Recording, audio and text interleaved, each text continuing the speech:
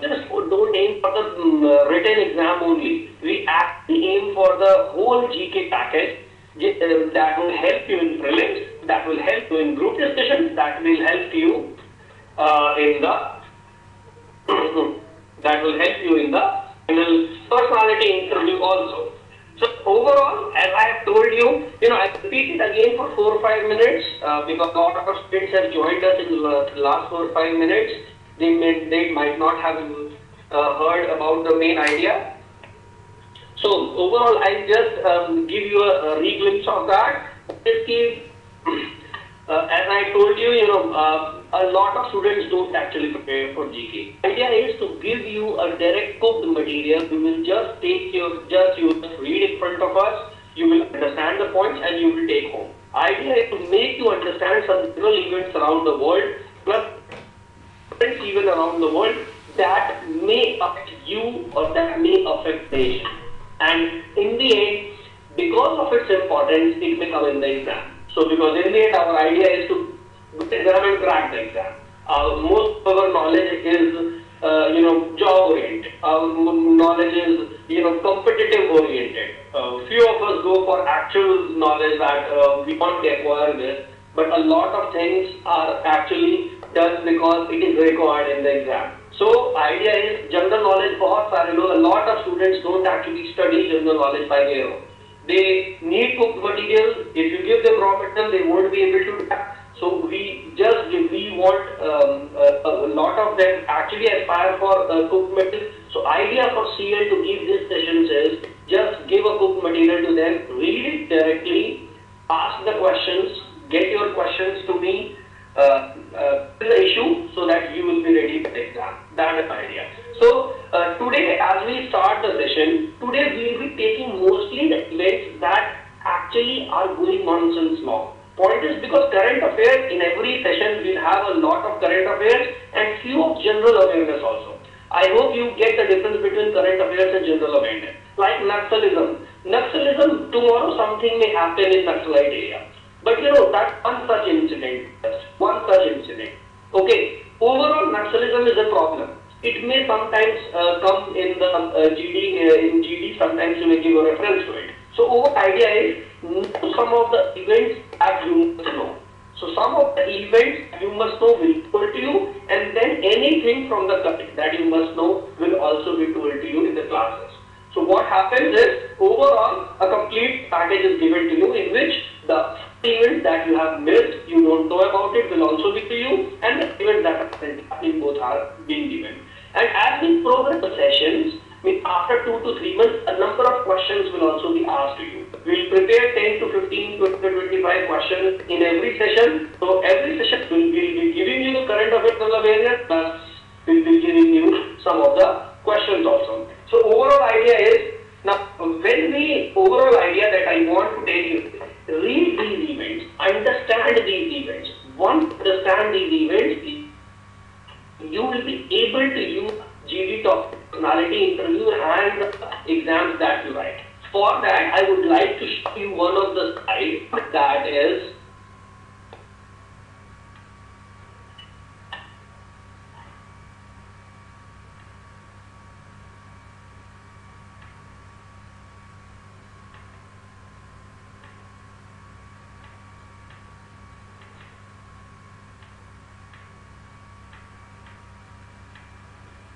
yes, just a second, I'll show you the thing that is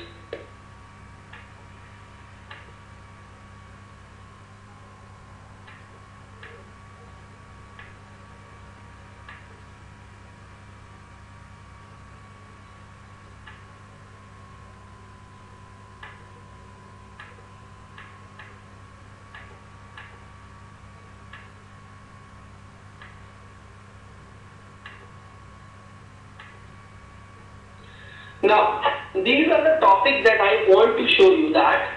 Now, overall, your idea should be to read as much as about these topics. Now, these topics are literacy, corruption, drug abuse, Naxalism, terrorism, communalism, regionalism, low awareness, foreign threats, cyber threats, economic threats. Now, overall, when we go to a discussion or personality interview, we don't get a question please give us the detail about India-China relations. They will not be asking you a direct detail of India-China relations. They write, most of the topics are centered around few issues. So our overall idea is whatever information we give it to you, you must be able to process it in your head also. Just think of it and try to relate it to current events. Like, in last few days we saw, there had been a brutal gang rape that occurred in Delhi. It has been a stimulus to the women safety, women security, women rights in India. So, a current event can be related to women rights. So, idea is when we see these topics, idea is to prepare for these topics. These topics, if you prepare for, it will be very easy for you to crack GD, crack public interview rounds, and you will get, and in the process, you will get a lot current information that will help you in attending clearing the prelims exam also. So, idea is have a overall idea, have a good picture of the event, so that you can connect it to the many events. Like scams. Scams are not just, they cannot be connected only to the economic policies. They reflect some of the things in the society. They reflect all the issues in economics. They reflect some of the issues in politics. Whenever a topic is there, if I tell you about maybe a local issue, so local issue is not an issue related to Indian freedom, Indian corruption. It is related to economics also. It is related to politics also. It is related to our society also. A corruption-free society helpful for every section of the society, for the men, women, for the children, for the elderly. So idea is just know about the event, have a picture, and try to connect it to the core issues that generally come in the exam. In the exam, you will not be asked about, tell us something about India-China. You will not be asked about that. Rather, you may be asked about, give us some views about India's position in international domain in these days, or India's position on international these days. So, have the idea of events connected to some of the core issues. That is the main idea, and in that, we'll always be knowing some of the data and facts also, because data are always necessary in general knowledge that give you food for thought. That give you food for thought. Yes, Utkarsh, doubts generally you can ask at the end, but as Utkarsh has asked before that he hasn't seen a question on Naxalism in the persistence section. Utkarsh, idea is to understand the overall issue. And that will be helpful in some of the details, not just a point, because there are a number of points which may not be very helpful in one thing, but overall this may be helpful in that is the idea. Okay, so not a particular topic that may see rather a specific topic. Today, today we mostly seeing the awareness areas, like when you go for some particular exam, you just don't see only the things that have to come in the exam. We have to see overall a number of things. So today first class will focus on some things that you must know. If those things, it will be very helpful for you. From the next class and from the third session onwards, we totally focus on the facts and figures that are coming across in last 15 to 20 days. It will help you in getting to the first level of the exams also. Okay, so we will be starting the session. I hope our idea has clear to you. So session objectives and overview of current events that one must point is, it's not necessarily that it may come in the exam, but you must know because it will be helpful for both. It may come in the exam and it will give you some of edge in being a good sir and being a good knowledge trainer. To make one understand the practical words which will be helpful in entrance tests, in GD and in PI round. So idea is to benefit in all these three. So some of the issues that are very subjective, the questions may not come in the entrance test, but they may be in the next 2-3 rounds. Improving skill to analyze real issues which help in improving one's personality. Improving one's skill to analyze real issues which will help in improving one's personality.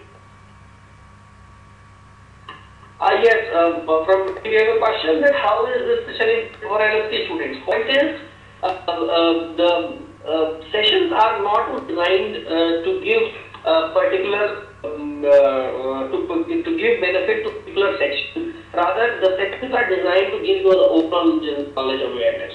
So, some of the general awareness it will not be very helpful for LSD, but the current events will be very helpful for the LSD. So overall, in every session, we will have 70 to 80% current events only. So that will be helpful. Some awareness points that may be more helpful for the MBA students. So overall, the session is designed to cater to a number of students, to a number of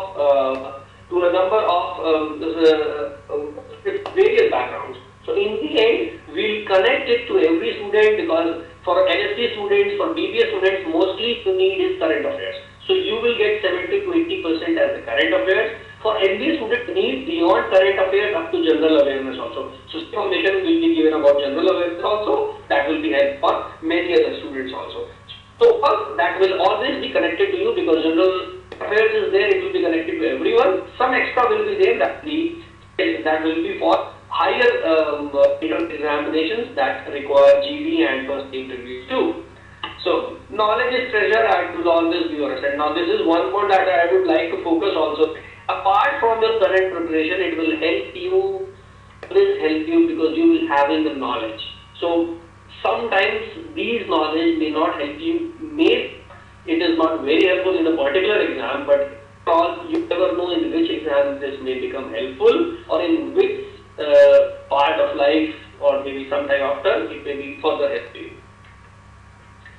Guidance format. This presentation is divided into two sections. Today is the first session. We have divided this into two. So just to make you aware of the national and international events that are going on these days, and that some of must know just some basic details. National and international. Each subsection has events of current significance. Each slide has some keywords which refers to important words associated with the event. Then these can be used in personality interviews to give real touch of events. Then we start with the national events. Some of the national events that you should know these things.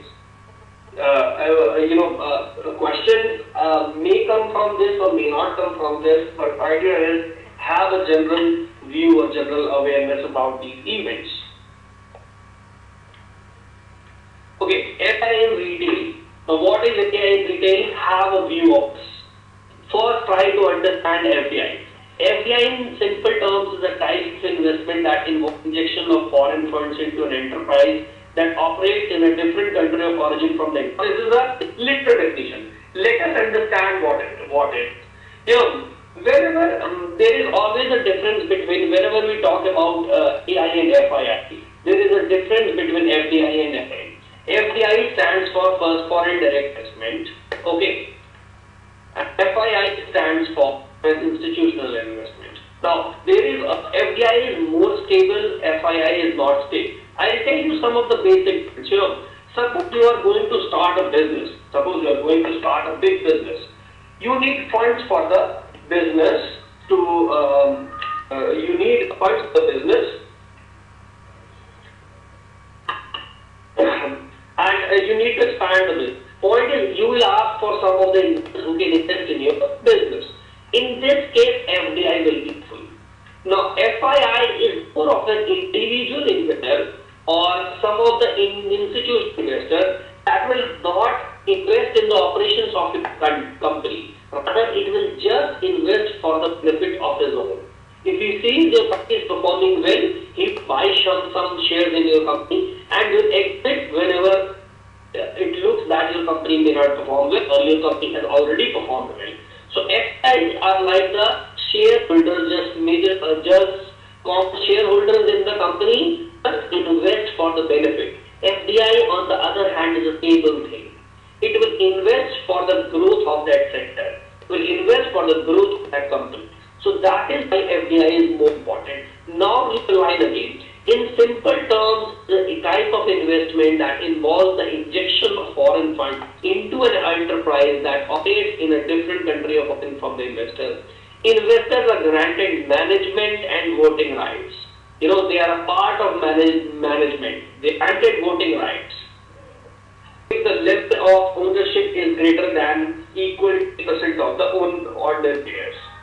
Yes, you can ask questions like when we talk about equity investments. I think we can talk at the end of session. These personal notes will be handled because equity investment may not be required for all of the students right now. There are a number of students listening. When you tell about equity investments, it will be only concentrating upon you.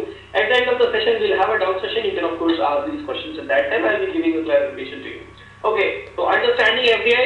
So idea is अब एक company का invest सिर्फ इसलिए नहीं कर रहे हो आप जब उस कंपनी से फायदा निकाल के चले जाओगे, रादर आप इन्वेस्ट करो उस कंपनी को चलाने के लिए, वो कंपनी कंटिन्यूअस चलेगी, वो सेक्टर आगे बढ़ेगा. तो FDI is more of a permanent thing. It sees a long term benefit. FIIs on the other hand see a short term benefit. So FDI in that case is very very important because in one important thing is India is a country, it's a large country and it has a large population. But it doesn't have enough money to cater these people. And in the market there is a rule कि पैसा ही पैसे को खींचता है. You have to invest to gain more. But India doesn't have a big capital to invest in its businesses. So India always requires FDI. Foreign investments are always needed. So foreign investment sometimes in form of FDI, some in form of FIIs. So FDI on the other hand gives stability to the sector. It comes as a big money to a particular sector. You have to make a business attractive. To attract FDI, you will have to make a business very very exciting for the foreign investors so that they make a huge profit. So in that sense foreign money will come. It will help you in growing your business and it will take its share. FIIs on the other hand is a different thing. FIIs will give you boost up in it will not give you boost up in operations, rather they are for good benefits. Suppose it is performing well, some FIIs may come and buy 5% of the shares, and when they see share go up they will sell it go back. So they are not of permanent nature. So that is the main thing that I want to tell you about FDI. It's permanent, it's stable and it is generally required by the company. This does not include foreign investments in markets. Read it. FDIs are very favored over equity investments which tend to flow out of an economy at the first sign of trouble, which leave countries more susceptible to shocks in their money markets. Read it again. FDIs are generally favored over equity investments. Now equity investment, FII is a type of equity investment, remember that. FII is a type of equity investment. Equity investment is just to invest in a share of the company. Buy a share and leave as soon as you make a profit. So on a strict sense, there are many definitions for equity investment. More or less equity investment just buy a share in the company with an aim of making a profit. In the end you may make a profit and you may make a loss also, which tend to flow out of economy. So what happens is these equity investments flow out of economy at the first sign of trouble. So whenever trouble starts, these FIIs run out. FIIs run out as when the trouble starts. FDIs are permanent.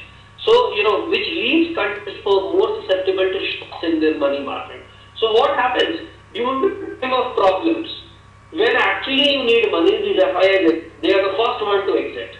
So already the market is cash strapped, and as the FIIs exit, the money in the market goes further down. So that affects people, that affects the economy, that affects the investor. Okay, so that is why FII or equity investment is less preferred than the FDI status. Classification: inward FDI occurs when foreign capital invested in local resources. The factors propelling the growth of inward FDI include tax breaks, low interest rates, and grants. Outward FDI, also referred to as direct investment, is backed by government against all calculated risk. So these are just two types of it. You need not to understand much detail from that. Just have a reading. Then current problem with FDI in retail.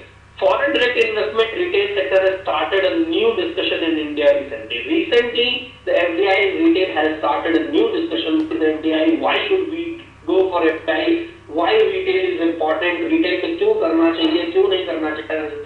Recently, the news headlines, the debate many have been about the FDI in retail. UP government has already got a back foot due to Jan Lokpal movement, faced another economic when it pulled back the proposal at the stage of opposition. So, if you remember some 2 months back, the UP government, now it has actually passed, but at that time, due to the, it was already and they pulled it back. But now, today we know it has actually been passed. Let us see what are the pros regarding to the FDI in retail. Now, huge investments in retail will be employment opportunities. I hope very clear this. Investments will increase, it will give rise to the industry that will be helpful in overall in the employment opportunities of people. Help farmers secure remunerative prices by eliminating qualitative middlemen. So those middlemen always, if you go to the smaller town areas or smaller districts or smaller hinterland countryside, these south middlemen make a large share of the produce. They just give you, the minimum support price, there is a minimum support price by the government. Government actually pays a minimum amount to the farmers for the produce. So these middlemen actually buy at that rate and sell at a higher big cities like Delhi, Mumbai, Hyderabad, or in the urban town areas. So the real profit goes to them. The person who works hard gets only a small share, and the lion's share goes to the middlemen. Foreign retail measures will ensure supply chain efficiencies. So the foreign retail will ensure supply chain efficiency. Now, this is a more important thing. Supply chain efficiency, India has always been inefficient rather. Supply chain has remained mostly inefficient. So, when foreign retailers will be there, they will improve the efficiency. Policy mandates a minimum invest of $100 million, with at least half the amount to be invested back in infrastructure, including cold chains, the refrigeration, transportation, packaging and processing. This will considerably reduce food bonus clauses. So this is one big thing in India. Around 30% of total produce gets wasted in the cold chain, in the cold storehouses, in the warehouses. What is this? This is a big, in this country where a lot of people go without two-time meal every day. So in that country, we should be efficient in saving the fruit that we have got. It's not something that we have so big a land, that a fertile land, that we get enough fruits. But in India, it is commonly said it is a rich with poor people. Now, this is one of the reasons why we have a lot of poor people. We could have a structure to actually make the produce that year. 20 to 30% gets wasted. This could feed a lot of people rather than feeding Mother Earth or some animals that eat it.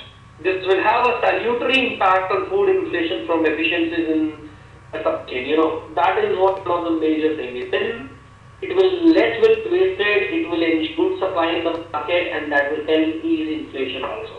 So inflation will also be prevented. This is also because which perishes due to inadequate infrastructure will not be wasted. Very, very important. It will not be wasted when food will remain. That means up to 10% if it's wasted, generally it gets wasted even after very good refrigeration. But this 20% saving will be feeding more than 100 million people in the country.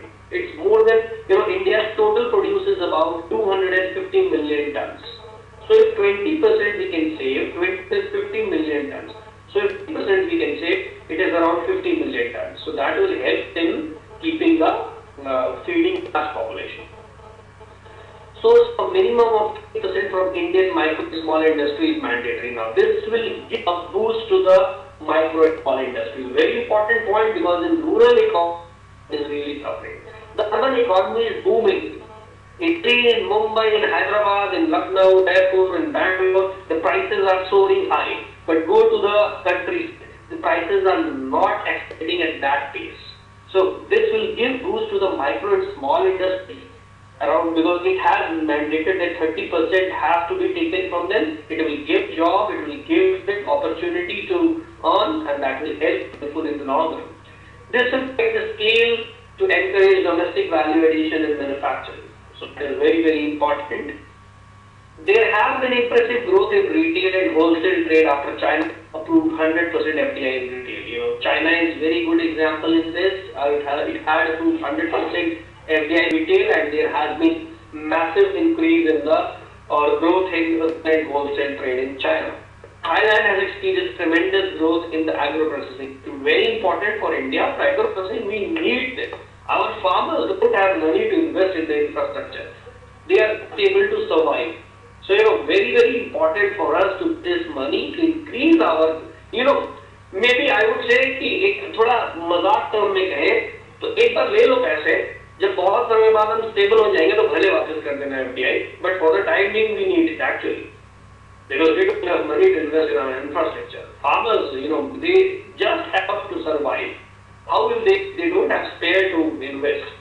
In Indonesia, after several years of emergence of supermarkets, 90% of food and 70% of all food is still controlled by traditional retailers. Now, this line I have added because number of people say that our traditional retailers will be over. These shops will get closed. They will never be closed. India is a very, very large country, and we are still, हम लोग तो ज़्यादा आलसी नहीं है बहुत सारे लोग. We don't to lot for buying अब घर पे छोटा सा तेल चाहिए या नमक चाहिए तो we won't be traveling 4 kilometers.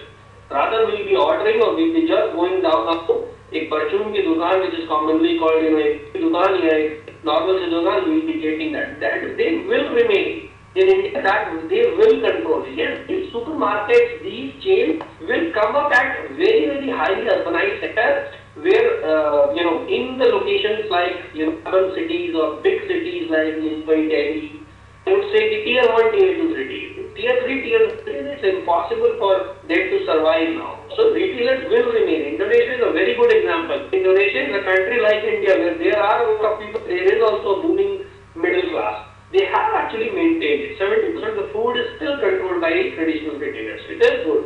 Let foreign players come, let them invest, they will improve efficiency, and overall, it will not affect the retailers to a large extent. Only few in those areas can be affected, but still most 90% will be very in the same state.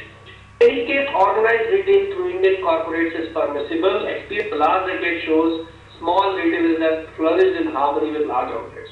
While we have it in most of the cities, the big bazaar is there, the D-Mart is there in Mumbai. We can see a number of, Nature Fresh or Eco Fresh. I don't know, there are 4 or 5 retail markets I see around my home. So still, there are few small retail shops that I still go to buy. There are a number of them in the smaller areas rather. Still most of them are smaller shops. So that is the idea. It will not affect. These are some bland excuses by the opposition. Most of the leaders of them, those who just have some hidden agenda and putting their own point. Now, seeing the pros, let's see some of the cons. There are, of course, some of the cons. Move will lead to large-scale job losses. Now, is it? Internationally show supermarkets invariably displace small retailers. It is true in some of the areas. In a country like India, it is less of a threat. But I think as a point that, if suppose you have to say about this sometime, so at least you can remember. अगर आपने कभी negative point बोला, आप ये बोल सकते हो, but in Indian case, it is very highly unlikely. Small retail has virtually been wiped out in countries like Europe and US. Now, in Europe and US, it's a completely different society. In developing society, it is completely a different case. So, not very likely to happen in India. Southeast Asian countries had to impose stringent zoning and licensing regulations to restrict growth of supermarkets after small retailers were getting placed. Now, India can also bring something like this. If we feel that there is a real threat, we can bring some stringent zoning and licensing regulations. In this respect, India has highest shopping density in the world with 11 shops per 1,000 people. We know in the smaller areas. Go to a tier 2, tier 3 airport city, we will find a number of such small shops. You can find daily things of daily use. So young men, a lot of you, those who are hearing this session, आप cigarette भी वहीं से खरीदते हो. A lot of you must be buying it from the small shop. You don't go to a supermarket to buy single a pack of single cigarette और maybe your daily course use एक toothpaste के लिए वैसे ही दूसरे के room में मिल hostels में तो जनरली है ना कि रूम में और इन टूथपेस्ट होते नहीं है तो टूथपेस्ट एक खरीद पूरी जो 4 आदमी में से एक आदमी खरीदता है वो लेने के लिए वहां पे तो जाते हैं it's still on the still we go for the smaller shop, isn't it? It has 1.2 crore shops employing over 4 crore people. 85% of these are small shops run by self-employed people. So 1.2 crore shops employing over 4 crore people. 95% of these are small shops run by self-employed people. Get the idea. Global retail giants will resort to predatory pricing to create monopoly or oligopoly. It may, it is a market force. If we have a good system, it cannot actually happen. Fragmented markets, we can see example. We have many Reliance Fresh or Big Bazaar or Food Bazaar. We have many such chains here. Why can't they go for a monopoly or monopoly? They don't have. They also have a predatory pricing strategy, but they could not. It's not easy. It's just more of a point that this could happen. 1% chance maybe, but this won't be happening necessarily. It's less of a threat, more of a concern for the people who want to promote their agenda. Fragmented markets give larger options to consumers. Consolidated markets make the consumer captive. Allowing foreign players with deep pockets leads to consolidation. International does not create additional market, it merely displaces existing market. Now this could be a real concern. Most of the time it has been seen that they don't actually create new markets, rather they displace. So this is where we'll have to be concerned about. If they are not creating new, we'll have to ensure they don't displace the existing ones altogether.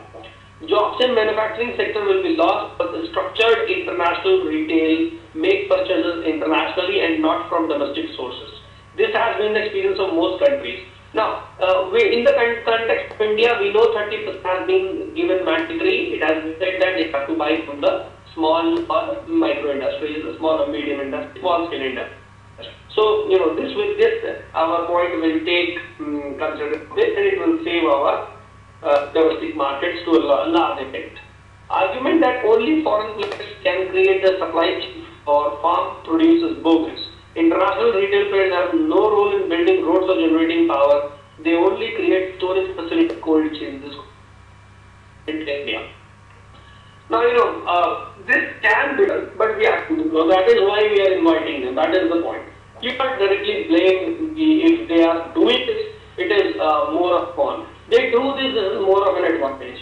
Why haven't we built it till this day? We haven't built it. We haven't built it this day. A lot of most of the governments that came in India, maybe at the center, maybe at the state. They don't look at the cold storage facilities, grain storage facilities that are in the smaller areas. It's smelly. Most of the 30% wastage is a good. Itself proves that we have bad storage facilities, bad infrastructure. And I will add to that, every 3-4 months we see there is a spot in the prices. Prices अचानक ऊपर चले जाते हैं, 2-3 दिन बाद cool down हो जाते हैं. Whenever there is government intervention, it comes to normal. So it's very common in India. We say that, but actually on the ground reality that we don't actually follow those things. There are certain disadvantages to this. Okay, so I hope you got the overall idea of FDI in retail. Now this is an example that have certain views. Now I don't think you will have to go to read everything. So I hope you got some of the idea about FDI in retail. This is more of a general awareness. Come to current affairs from the classes also. Most of the class, but initially you will have to know about some of the things that are actually going in the market. So have the idea of these areas. Just ask you now after reading these 3 slides, I don't say that you will be remembering 100%, but it's a good thing that if you remember only 30 to 40%, you will be able to consolidate some of the things in your mind. That is our idea. Did you find things helpful for you? A lot of you, are responding slowly. Kind of मेहनत लगा के आए हैं ऐसा लग रहा है. Okay. And now, did you get the idea about what is FDI? So that is the idea. Yes, good. thanks for the response. I get a clear number of points. Yes, I would say, I would invite you to participate at times. Okay, I would invite you to participate at times. We're reading about these awareness. So what idea is, पहले कुछ चीजें ऐसी जान लो जो जानना जरूरी है, जो जरूरी नहीं है आज और कल, पर वो हमेशा के लिए है. कुछ प्रॉब्लम ऐसी तो हमेशा के लिए, ये आपको एक जनरल नॉलेज एनरिचमेंट देगा. Then we will move on to the specific thing. Who has been nominated, who has acted, in particular names, in which area this has happened, which area that has happened, which you should go for this, where is this located, where is that located. So overall idea is कुछ चीजें अपने कान में डालो. हाँ, ये चीज मैं जानता हूँ. I know about these things. I can speak 5 lines about these things. And then, if you read about those small minor details, nuts and bolts, you will find it easier because you are generally aware of things. So that is our idea. ये सब होगा. बहुत ज़्यादा English use हो जा रही है क्या? हाँ, लगता है मेरी इंग्लिश उतनी अच्छी है नहीं. Okay, so second topic, the scam time.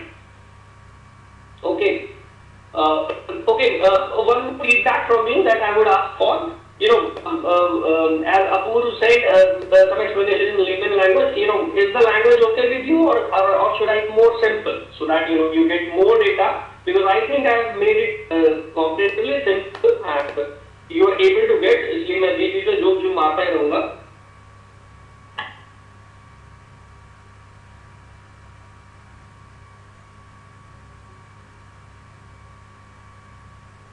Yeah, fine. Okay. All of you are satisfied with the. हाँ ठीक है, मैं हिंदी भी बोल लेता हूँ, थोड़ी मैं खुद ही एक्सेंट आगे के है.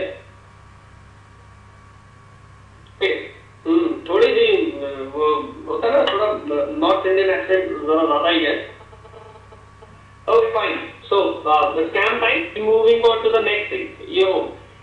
इस देश में scam का तो कोई मतलब it has never been stopped since the inception of this country after the British have left. The scams have never left us. Okay, the career, the impact that Sachin Tendulkar career very lamba. Sachin Tendulkar was there 2.5 decades. He's still there, but ये scams तो मतलब खत्म ही नहीं होते. So and we know in country this is one of the biggest problem of this country is corruption.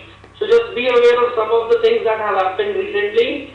Now idea is scams सिर्फ economics नहीं खींचते हैं, सिर्फ पैसे नहीं खींचते हैं. They actually go for एक social level पे भी गलत दिखता है उससे, एक political level पे भी solutions दिखते हैं scams के. So just have an idea. कुछ चीजें बस दिमाग को उसको कहीं पे भी यूज कर लेना. Maybe CWG scam or T-Spectrum scam or maybe housing loan scam, coal scam. These is आजकल तो न्यूज अगर खोल लो वो कौन सी टीवी है, इंडिया पे देख लो तो ऐसे स्कैम के नाम आ जाते हैं जो हमने भी नहीं सुने कभी. Okay, so we always see a number of such scams, but कुछ चीजें होती हैं, all the 70 to 80% common effects. The genesis is common, speed is one thing, and effect is another. The extent they are common. कुछ specifically बदल जाते हैं. Now, scams in India have a long history and has brought consistent shame to rise in Indian story. No doubt about this. अगर बाहर चले जाओ, देश से बाहर किसी गवर्नर से बात करो तो दो चीज हमेशा बोलेगा कि इंडिया में वो वर्टिकल कास्ट सिस्टम, ये कास्ट ऊपर है, ये कास्ट नीचे है, वो कास्ट आगे है, वो पीछे है. This one and then our shameless point of corruption.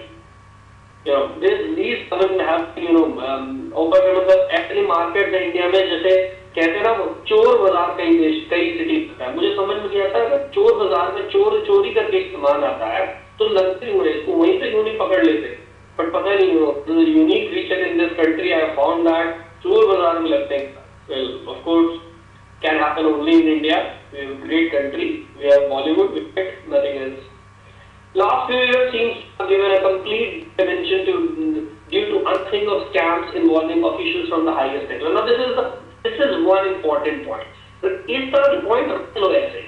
Now scams, until we used to see some of them have been involved, a lot of them have been involved.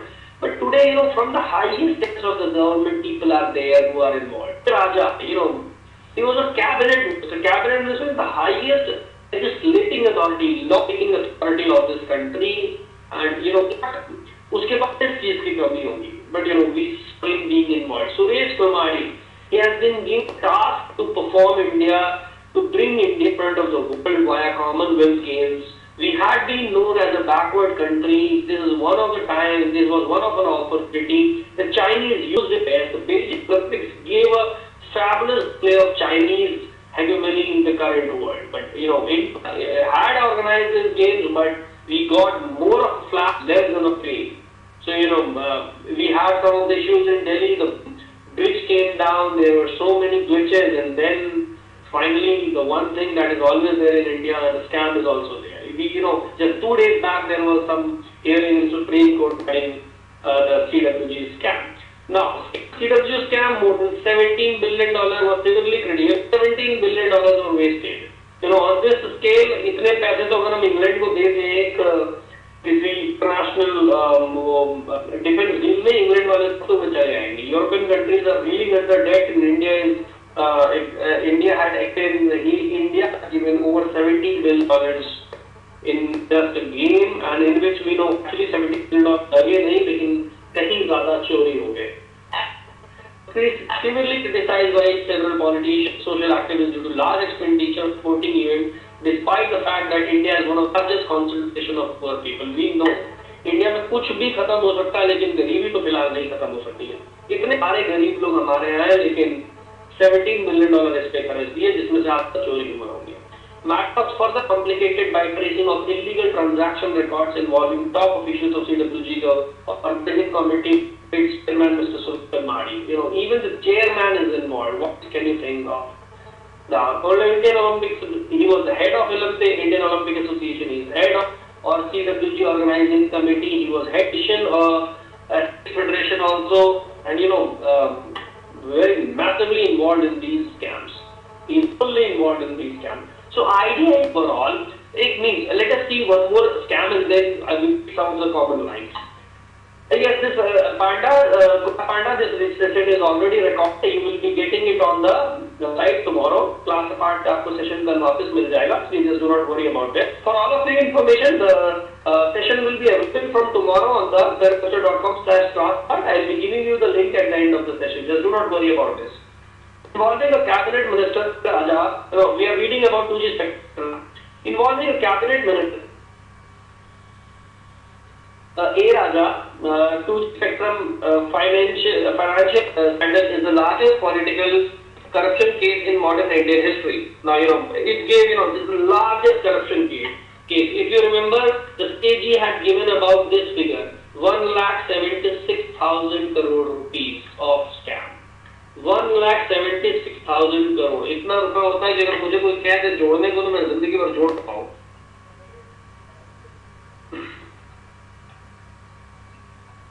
Okay, so very crazy scam.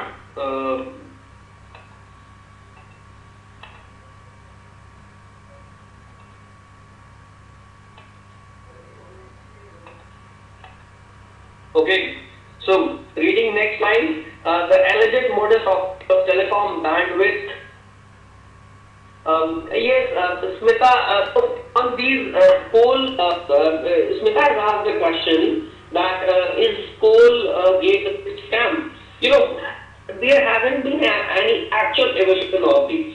So, coal scam is still sub judice. It has not been proved beyond doubt. So, these are subjective issues. Just don't remember these values. It's not very necessary to remember these values. Idea is, if not biggest, it's one of the biggest. That is the idea. Means these comprehensive scale. That is very large scale. That is the problem with these.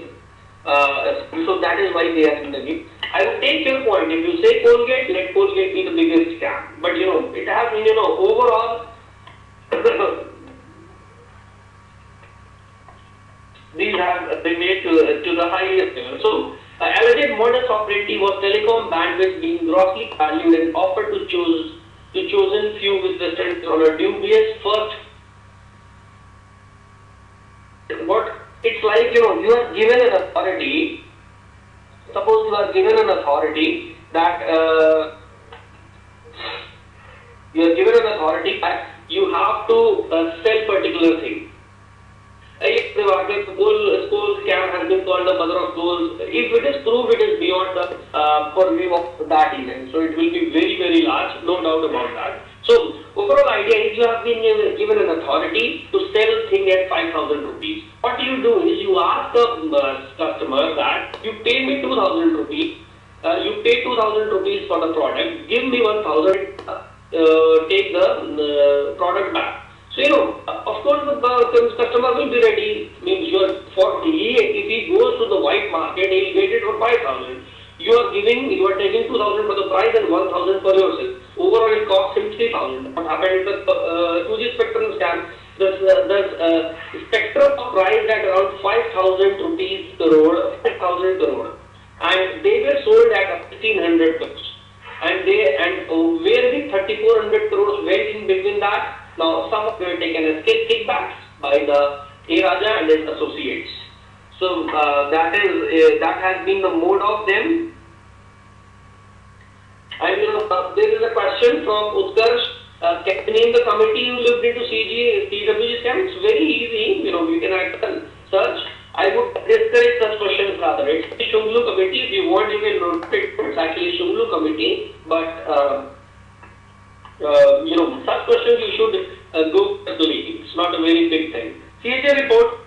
A Raja personally responsible for the 2G spectrum at 2,100. So now our idea is what the A Raja gave explanation is they sold it at the rate that was sold 2001 or 2008 May. India had grown many times in telecom sector. It had not assessed it on the equal footing. So that has mainly been responsible. Those are 8 crore पे 2008 में बेच दिया, which was massive difference था, and difference 5,000 की जगह 1,600 में बिक रहा है और 34 पे बिकता है उसमें तो राजा जी अपने घर लेके चले गए.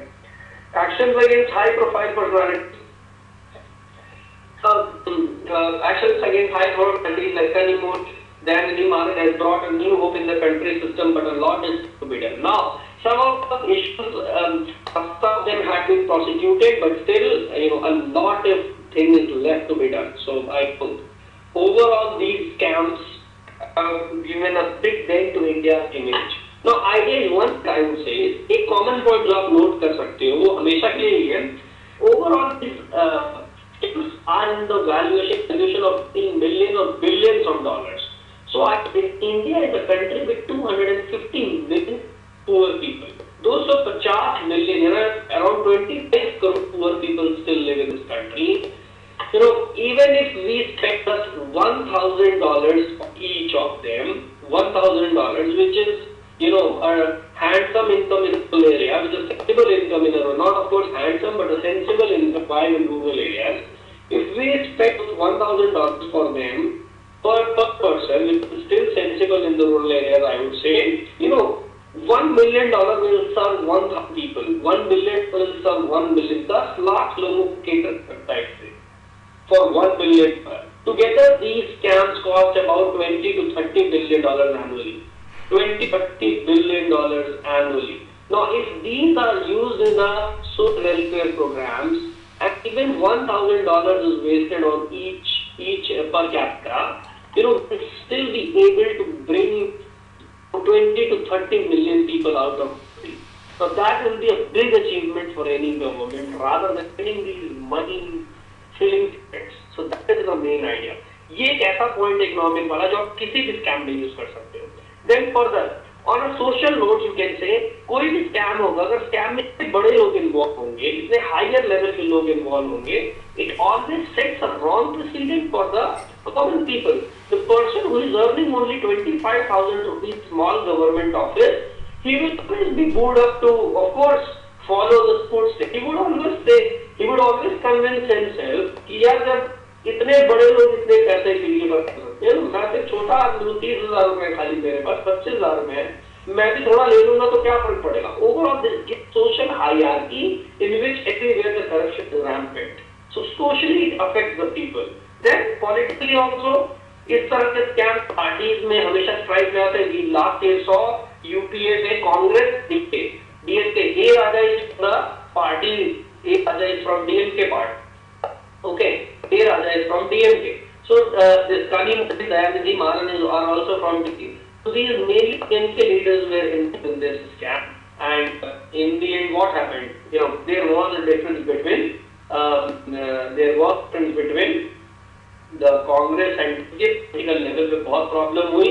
एक अच्छा सा अलायंस भी और टूटा नहीं. मजबूरी थी, तोड़ नहीं सकते थे क्योंकि तोड़ते तो कहाँ जाते. But in the end, they lost some of. You know, point एक पॉजिटिव इफेक्ट होता है. ये 2-3 पॉइंट आप समझ लो कि ये तो हर स्कैम के साथ होना ही होना है. एक उतना पैसा लगा दो किसी स्कीम में, लोगों का भला हो जाएगा. सोशल लेवल पे people always, you know, a lot of people get buoyed up by this. Okay, so overall 2-3 issues always common. ये 2-3 इशू आप चाहे कोल स्कैम हो, चाहे कोलगेट स्कैम हो, चाहे क्रिकेट का स्कैम आ जाए, कल को फुटबॉल का स्कैम आ जाए. फुटबॉल का स्कैम भी आजकल संदर्भ के इंटरनेशनल लेवल पे स्कैम आ गया है.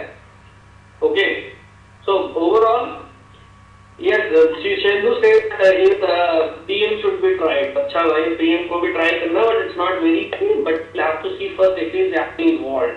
Of course, if he is involved, it should be tried. 600 matches to be fixed. हाँ, लगता है बहुत सारे पैसे लगाते हो आप इन मैचों पे. Please explain other scam and housing loan.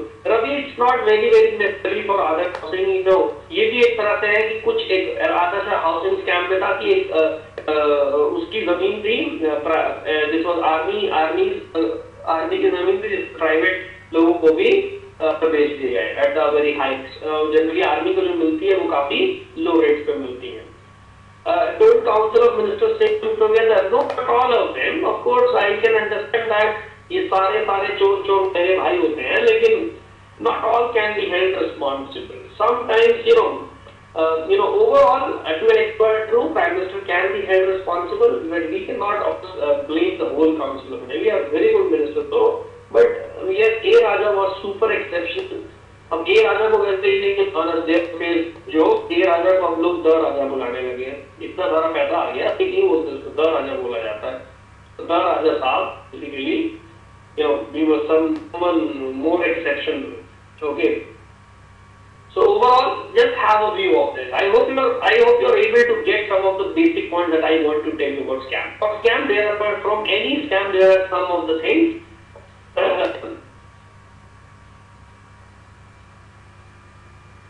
So from any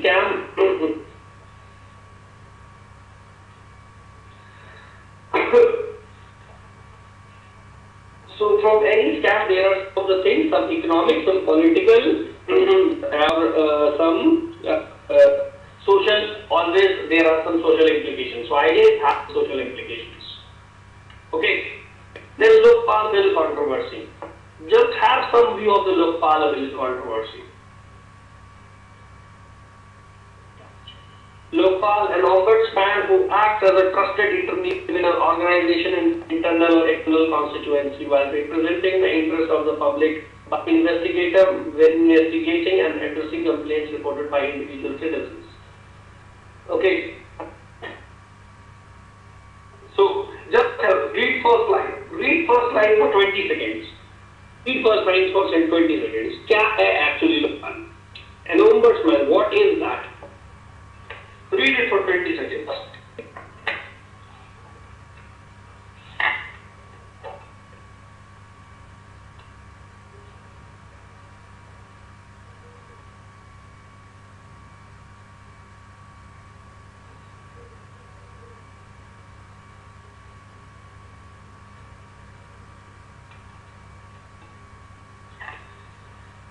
Yes. An ombudsman who acts as a trusted intermediary between an organization and some internal external constituents, representing the interests of the public by investigating and addressing complaints by individuals, etc. Not very difficult. Okay, have a reading. It's clear from that. So, एक ऐसा आदमी जो कि that represents the interests of the public, addresses the complaint against the people. Yes, Divakar, it bridges the gap between people and organization because organization is not transparent in all ways. in all the ways. So what happens in between people and organization, if he is there, more transparency is ensured. That is the main point. So he's like a mirror, shows the reality of the organization.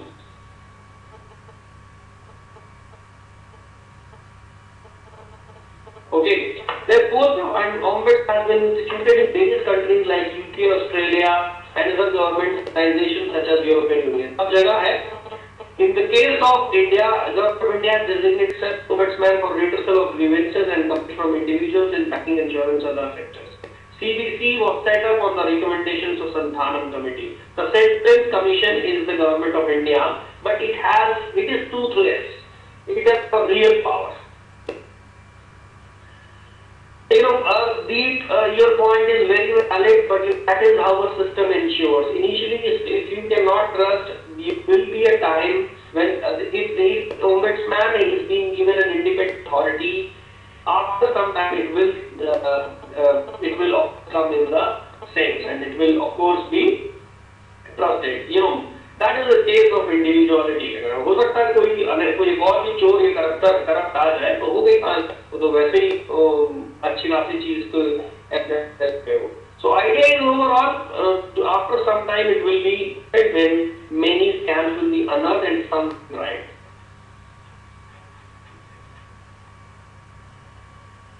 There is a question from Kumar that even if this is powerful, who will be cutting them? What if they can all combine and have in a bigger scam or bigger scam seller? Now, that is less of a possibility. That is why the system will be instituted. It can be a possibility, and I will not deny it नहीं हो सकता है. But ऐसा हो सकेगा, that is how the system is made. It goes towards stability. It will not be a point of. To give you a concrete point, I would say when they are given an independent authority and very senior officials are given independent authority who have already been trusted by the government, things will be in the favor of public. They cannot get from the public, because if they go against the public, eventually they will be from the opposition. So that is the fear of power of the public will eventually make them work. Slowly it will work, and it will take some maybe 10-15 years that this will get stabilized. Yes, Diwakar is influenced by the central government many a time, and it has to, it does not have real power. So that is the one big problem regarding that. In this regard, demand for Lokpal has been in the air for long through Lokpal Bill, which provides for filing complaints of corruption against the Prime Minister and Minister and the Ombudsman. Now this is required actually, very much. First Jal Lokpal Bill was introduced by Shanti Bhushan in 60. If you want, you can note down, you can just have a read. Now these lines, last 3 points, are more of a factual details to you. If you want, you can read it for yourself. For what I'll just read it for you, take time, and if you want, you can by heart these some of the facts. So first Lokpal Bill was introduced by Shanti Bhushan in 68 and passed in 4th Lok Sabha in 69, but could not get through in Rajya Sabha. The bill was revised in 21, 77, 85, 89, 96, 98, 2001, 2005, and most recently 2008. In India, Orissa is the first state to present a bill on the establishment of locality in 1970. However, Maharashtra is the first state to have established it in 1972. Currently, a joint committee. Now we know some has been made, but we still are waiting for a strong local power.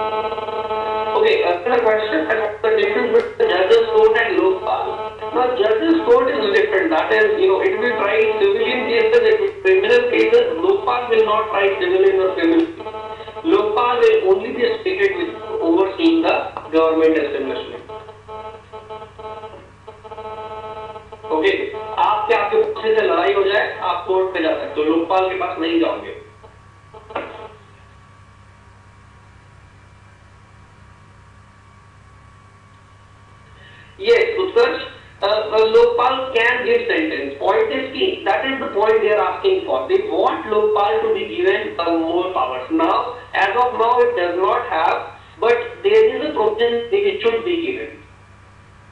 Okay. If we get the power, that will be very essential. It will be very good if we get those powers. But as pointed out by somehow, corrupt to हो सकता है, but that is how we want the system to be strong enough. No CBI in the Lokpal right now. Yes, Jangipuria. It's after being CBI, so more of a government agency. It reports directly to the Prime Minister. It's a different tender existing. He does not come in. It's just a provision right. Yes, yes. Abhi in the current system, it does not have, and let's see, let there be a strong Lokpal bill introduced. That is what the demand of Anna Hazare and the team, that there should be a strong. You wonder how many states have Lokpal? I think 7, 8 have passed right now. But to be serious case, I think I'm still waiting for one state for a serious report on this. A working example, if you want, you can read Shendu, you can read it from the New Zealand. In New Zealand, it's actually working. So that is a working example rather. What sort of powers are being proposed for Lokpal and Rahul? Divakar, that's a very, very subjective question.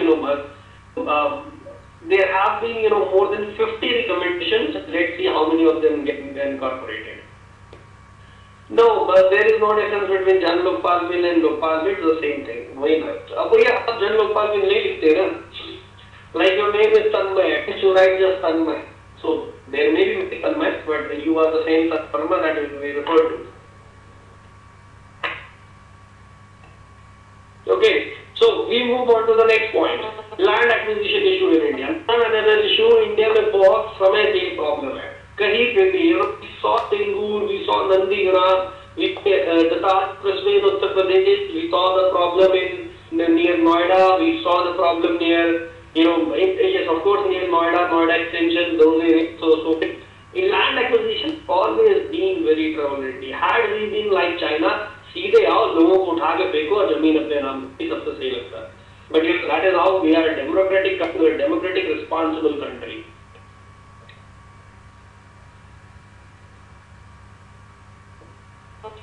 Okay, India is the third largest economy in the world today, but it faces an urgent for growth through industrialization, especially through manufacturing. This puts the nation in need for land for jobs purposes of fueling the inevitable process of urbanization and greater industrialization. Read the line again. India is the third largest economy in the world today, but it faces an urgent need for growth through industrialization, especially through manufacturing. This puts the nation in need for a number of purposes, from inevitable process of urbanization and greater industrialization. So very, very important is needed. As this need is multiplying every decade, government of the country is finding it difficult to satisfy the sellers and acquire today commands much higher potential. Okay. Now, as this need is multiplying every decade, government of the country is finding difficult to satisfy the sellers. Because अब land prices, the problem near Noida has been this. In Noida, when the land was bought, it was at a comparatively cheaper rate, but today swelled to very expensive rates. So that is what the main problem is. Now people think that ये तो ज़्यादा ही मिलना चाहिए. ये भी एक बहुत लगातार आ जाती है, which is being addressed now. Currently, the land acquisition in India is governed by Age-Old Land Acquisition Act of 1894, which allows the government to acquire private land. 1894, that is one of their problems. Race has been 118 years old. We need a new land acquisition bill. Well, of course, it's drafted, but it needs to become, but it will be a new shape. Problems on ground. As state acquires land, the compensation offered under the existing land acquisition law is on the basis of the value of the agricultural land. Whereas everyone knows that the land value increases in which the current land seller may not share. If land acquisition is left to market, that can lead to exploitation as numerous uncontrolled sellers are no match for bargaining power of large corporate buyers. Okay, so overall the point is कि अभी जो है problems on ground, read two lines. Okay, so this is it's more of an introductory. We have a lot of such problems. It has been governed by 1894 Acquisition Act. Devakar says that throws some light on the bill. Currently under a sub judice, I would say it's under consideration. If I tell you some 2-3 things, then it may change when the law when actually that becomes a law. So I would say it's not very necessary. It will become, I'll tell in the future classes. Okay, then Nayanika, when can the government acquire private land? Of course, when they require the land, then they have certain provisions under Schedule 9 also. They use certain, there are 282 categories actually overall. On that basis, the government acquire a private land. They can pay the adequate compensation to the person who actually owns the land. So, problems are found as state acquires land, the compensation offered under the existing land acquisition law is on the basis of value of agricultural land. Whereas everyone knows that the land value increases many times and the current land seller may not.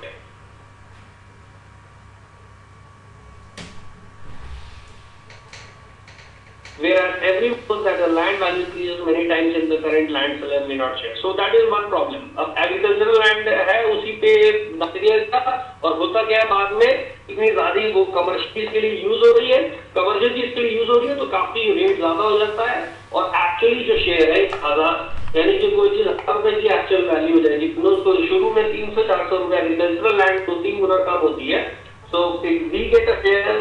So the actual owner get a share on the value of agricultural land value, but it is used for commercial values then.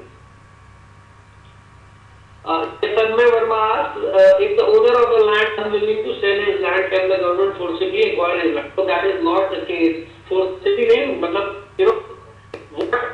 the number of rules are in they are forcible acquirement. Even if you are not willing to sell, by many provisions there are that you will have to sell, you will have the compensation, you cannot do anything. So in a way you will have to do it forcibly.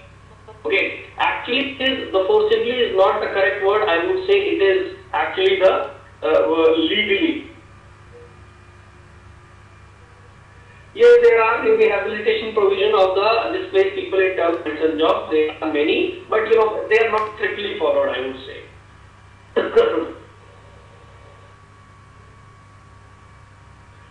The second point is land acquisition to market, then it can lead to exploitation. You know what? The point is if government don't intervene, that is the point. Now, second point says, if land acquisition is to market, then it can lead to exploitation as numerous coordinated sellers are known for the bargaining power of corporate buyers. So, point to this is कि government क्यों intervene नहीं करना चाहिए? That is the point. Now, if government doesn't intervene, it's a very, very big problem for the, these small farms. They are not at all professional. They are not at all, the bargaining power is not very high. These corporates are very smart. या आपकी तरह MBA करके आते हैं और they are generally very skilled. So, in all, there will be massive exploitation and all. And if it, once the agreement has been done, it will be very difficult for the farmers to regain the land. So government intervention has to be there to some extent because in India the entrepreneur class and the skill of the entrepreneur class is far better than the skill of the farming class. So that is why it will be very difficult for them to negotiate with them. So overall, government intervention is required. Yes, although if the person is residing on the land, the government can acquire. They can acquire, it can happen.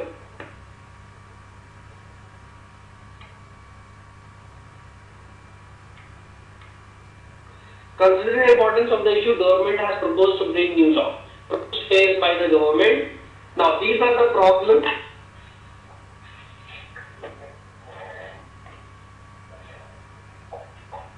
Such Yes, I have told you the sites will be made available.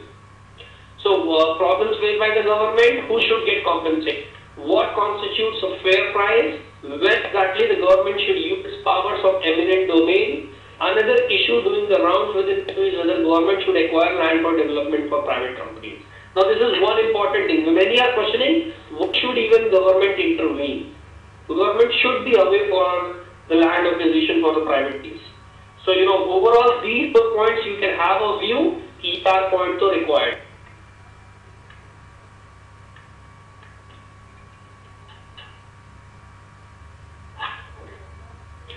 Utkarsh Singh, no, that does not violate fundamental right. There is no fundamental right to property.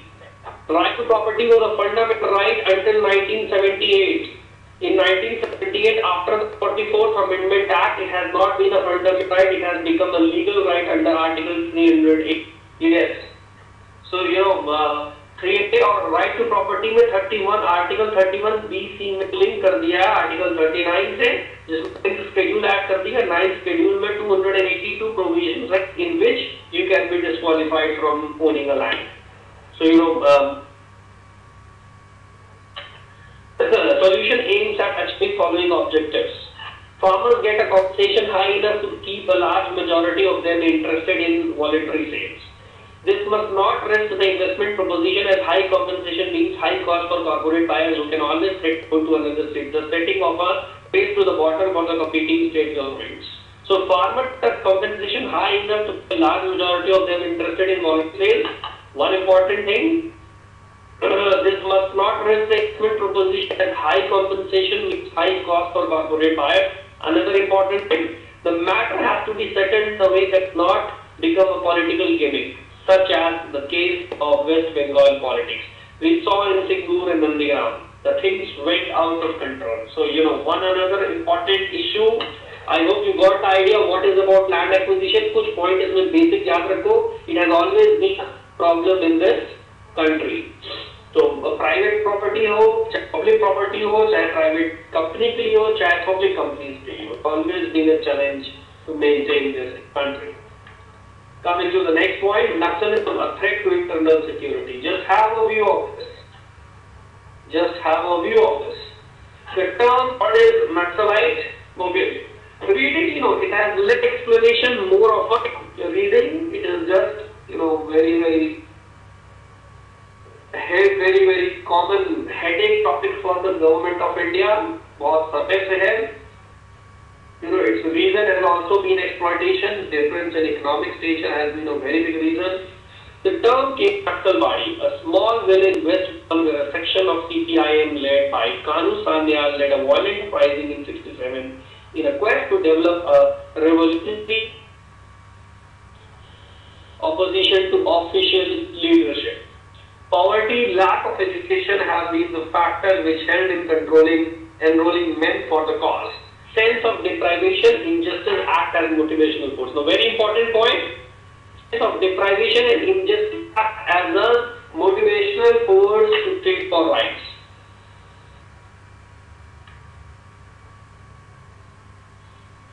Okay. So, poverty, lack of education have been the factor which helped in enrolling men for the cause. So, this is the area, I will let you know some of the basic details of these areas. These areas where Naxalism has happened, you can see in the map, these areas in the map.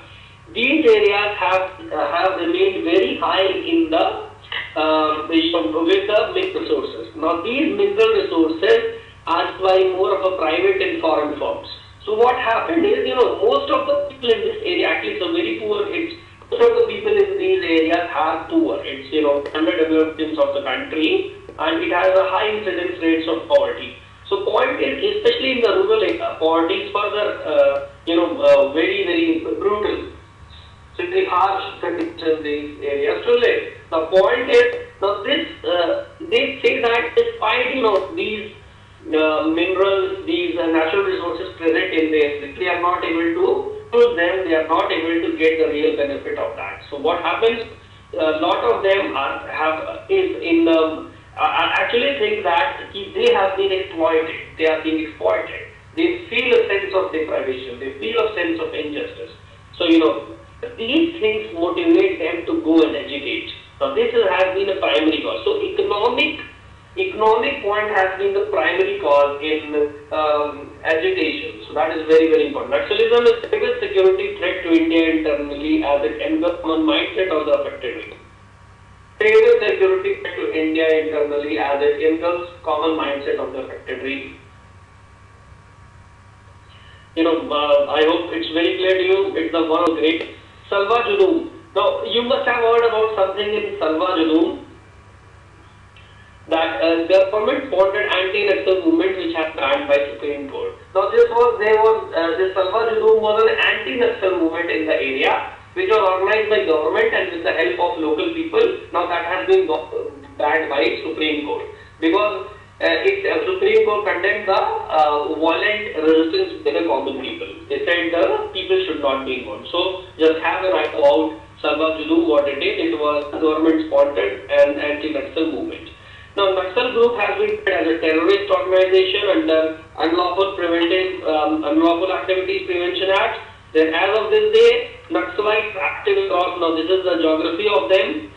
Corridor where it is called Red Corridor. Remember that it is called Red Corridor, where they control 92,000 kilometers square in approximately 220 districts in 22 states of India, accounting for about 40% of India's geographical area.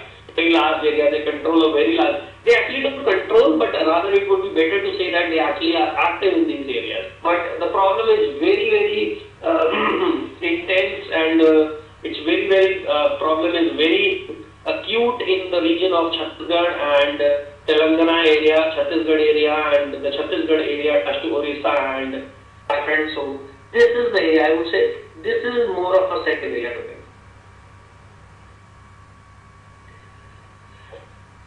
Then measures to tackle Naxalism. Now, how to tackle?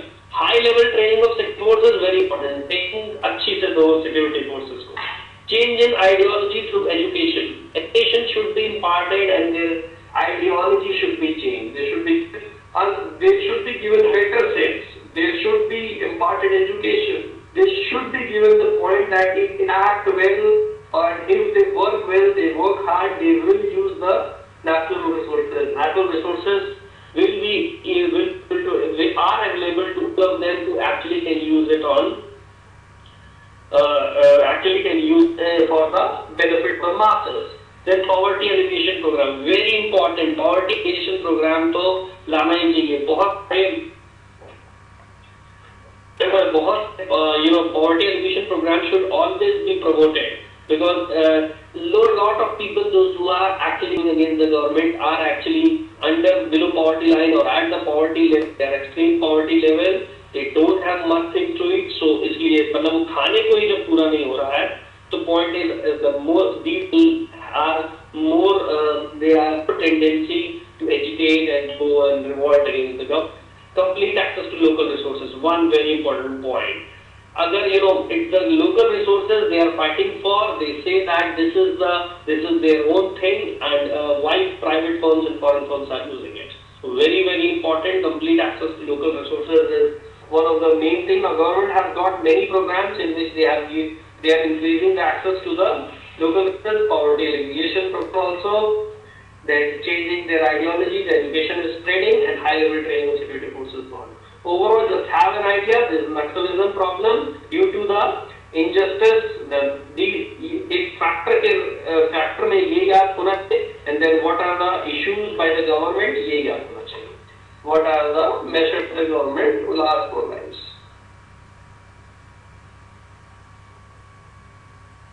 Yes, high-level training is more of a significant that how to handle it more professionally.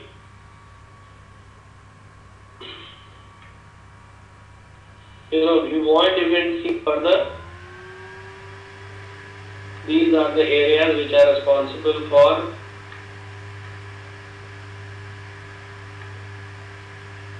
okay.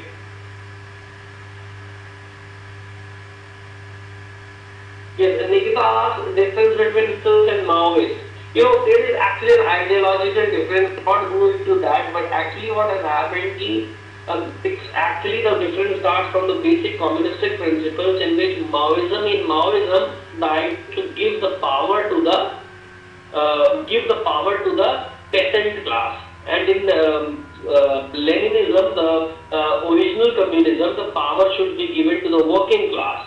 So Maoism and Lenin have some basic difference, but further in Maoism in India it is also called Naxalism because of the area in which it evolved. So it is a type of Maoism, Maoists.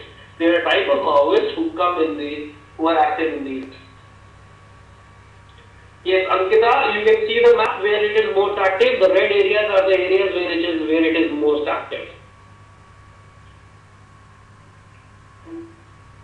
Okay, so if you want, you can see the slide for another 2 minutes. If you want, you can read the slide for 1 or 2 minutes. Any data that you may require, then we move on next topic.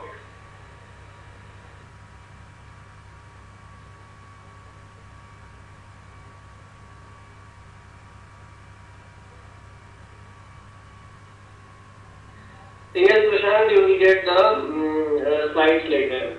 Smita, don't worry about Maoism. Maoism is basically, when people, when the transfer of power is due to the communism will be brought with the help of peasant class. Peasant class will be the main, you'll have to read more about communism then. Just do not worry about Maoism. Just remember that when communism will be brought with the help of the peasantry class. And in Leninism, it is by the working class. Just do not worry about Janu. On the ground, yes, Alok, on what ground? The Supreme Court banned the ground was, cannot arm the civilians to, the civilians should not be armed to fight against a group. So that is the point.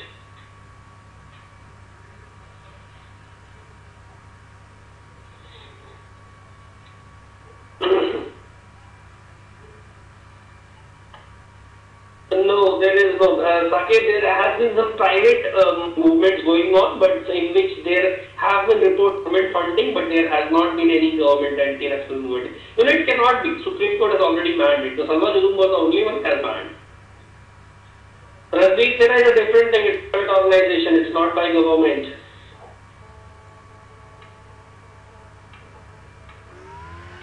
Next point, right to education. Something important. Read this slide. Read this slide. Very important. Why? Actually, क्या है right to education में? These are the points. This is not much to explain, but considering the importance of education in this country, a large country, a lot of poor people and uneducated people, education is, as we saw in the Naxalite problem, education is very important, a tool to counter these Naxal threats. Right to education is very, very important. So I give you 2-3 minutes to read this, read the whole slide, especially the Article 21A, what Article 21A says. But it is a fundamental right.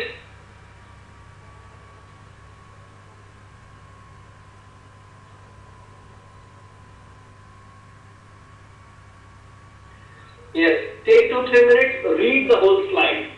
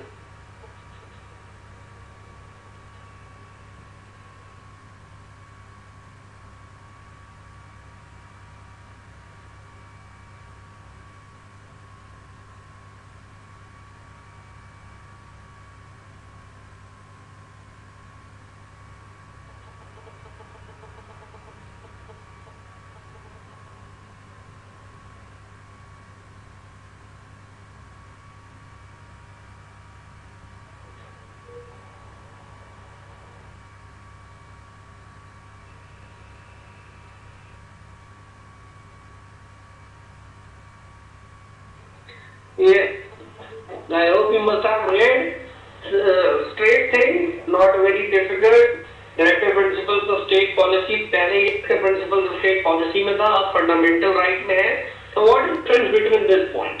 My idea is, the DPSPs. If you know something about civics, history and civics, you must have read. This is part 2 of the Constitution, part 4 of Constitution, and fundamental rights are part 3 of the Constitution. Part 3 of the Constitution. So these fundamental rights are enforceable in court. You can claim it as a right. You can go to court that you are not getting this right. On the other hand, DPSPs are not justiciable by courts. They are not enforceable in courts. So point is, if you go to court that you are not getting this right, and if it is not a fundamental right, court cannot do anything.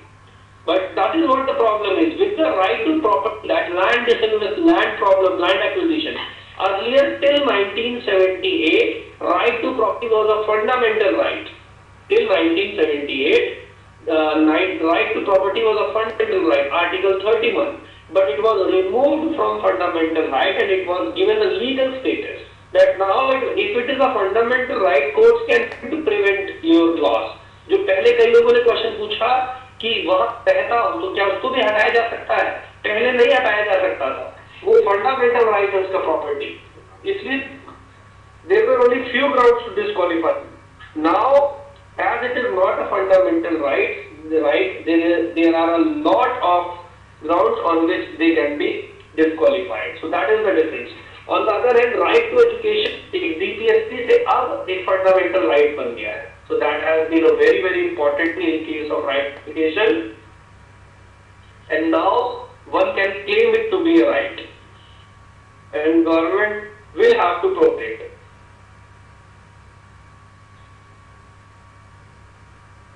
So I hope so any other doubt from this right to education? I hope things are very clear. Just have an idea of this. Main thing, the difference between DPSP and fundamentals, I have explained it to you. No, a cost of living will not include cost of living. Rather, midday meal scheme will provide in meals. That's a different thing. If a case do enforceable by law means even if one doesn't want to study, he will be forced till 8 years. No, that is not the point. That is a very different case. But as a right, you can claim it. That is the point. Point is कि अगर आपको नहीं पता है तो आप एक claim कर सकते हो. आपको मिल रहा है और आप नहीं पाते हो. That is not of course within the purview of your right. What are the grounds of being literate in India? You can read and write. Primary education.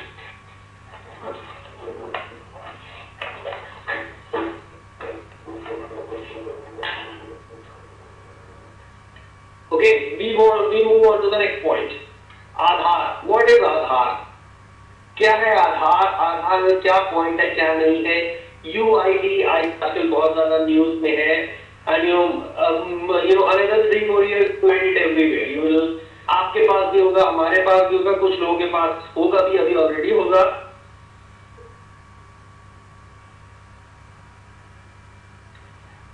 Yes, I know you cannot complain for the principle. That is what the point is. It is legal. You can go to court, but court may not be able to help. In fundamental right, court will be bound to help you. But in directive principles, you can go to court, but you may not get the point. Okay. So, Aadhaar Unique Identification Project is an initiative that would provide identification for each resident of the country and would be used primarily as a basis for efficient delivery of welfare services. To execute this project, Prime Minister's Council on UIDAI Authority form, which appointed Mr. Nandan M. Nilekani as chairman in the rank and status of a cabinet for an initial tenure of 5 years. Very important project in this country. According to common understanding, one can look at two different political dimensions. Project can be fundamentally linked to national security concerns rather than developmental concerns. So, what is the meaning of this line? Project can be fundamentally linked to national security concerns rather than development concerns. One point that has been included in Aadhaar is, every man will have a unique identity. So, it will not be aiding development in some form, rather it will be more of national security concern. It will help monitor every citizen and everything that will eventually help us in preventing, that will eventually help us in maintaining the national security. So developmental project कुछ अच्छी तरह से नहीं बढ़ रहा है. Read the second line, it will give more clarity. Restructure the role of state and social sector, where it is not an instrument to expand India's social security system. Instead, the aim is to keep benefits restricted to the social targeted sections only. Now, it will certainly prevent corruption from some areas, but one important second line is very important. Try to understand that. The ID will be ensured. We will be knowing the details of every person.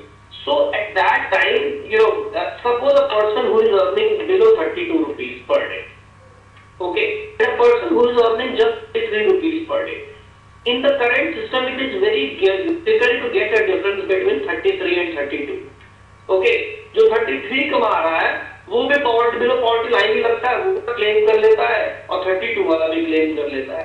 When UID is there and we know his income is above 32, so there will be a line between 32 and 33. 32 will get the benefit of below poverty line, 33 will not. So what will happen? These benefits will be restricted to the targeted sections. So 32 वाले में कोई difference नहीं है बड़ा, लेकिन 32 वाले को एक disadvantage हो गया. तो हुआ क्या? इस UID project से मतलब benefits is restricted to some of the classes. And the targeted sections जो targeted है उन्हीं को खाली included होंगे. अभी क्या होता है, कई ऐसे भी sections जो targeted नहीं है, but they are also suffering. They also get included sometimes, but that will be restricted. So that is one important point. Certainly it will help in preventing corruption in many areas, but certainly it will be restrictive in nature. I hope you are getting the point. Is this point clear to all of you? The first, second point, these two?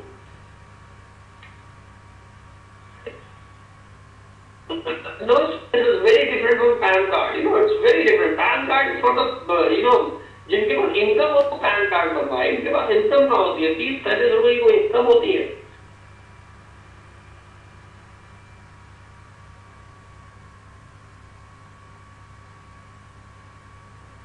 Yes, present chairman of UIDAI is Nandan Nilekani.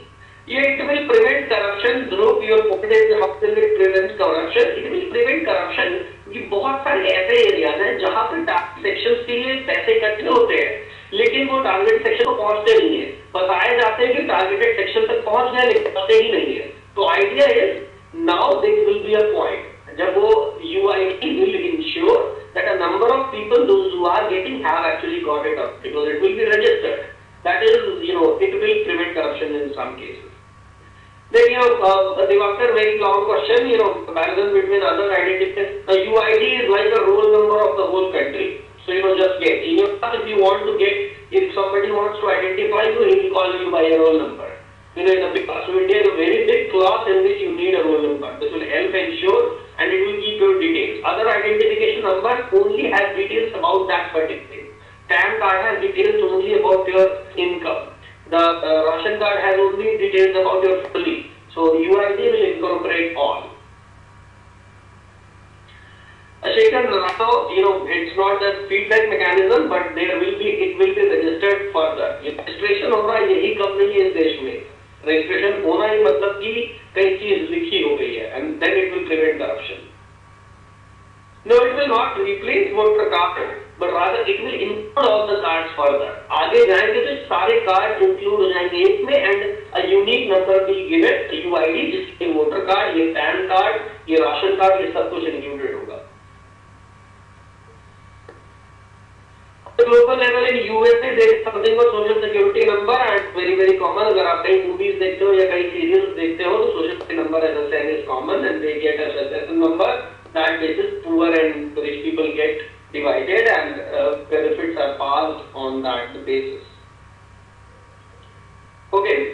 Then moving to the next point, that the project has set off with the launch of first Aadhaar number in Maharashtra in the village of Tembli. Tembli is the name of the village. On 29 September 2010 this was started. Target has been set to roll out to around 600 million 300 million citizens in 4-5 years. Half of India will be included in another 4-5 years. Criticism, violation of privacy and civil liberties of people. So now this is what one say that ये हो सकता है. It will include all that, and there is very high chances that at times they can be misused. So private data can be misused. No cost benefit analysis. This has problem derived from Europe. In Europe, it has derived, many of, in UK also it was not very successful. So, there is no cost benefit analysis of feasibility report. So this may affect in long term if things do not get online. Risk of database security misuse of information. Very, very big problem in India. Very big problem in India.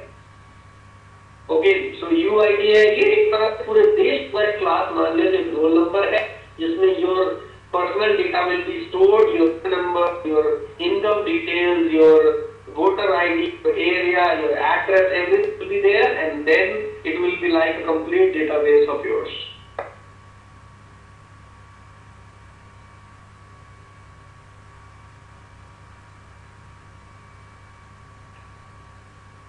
Okay, so we move on to the, yes, there will be a need for PAN card still.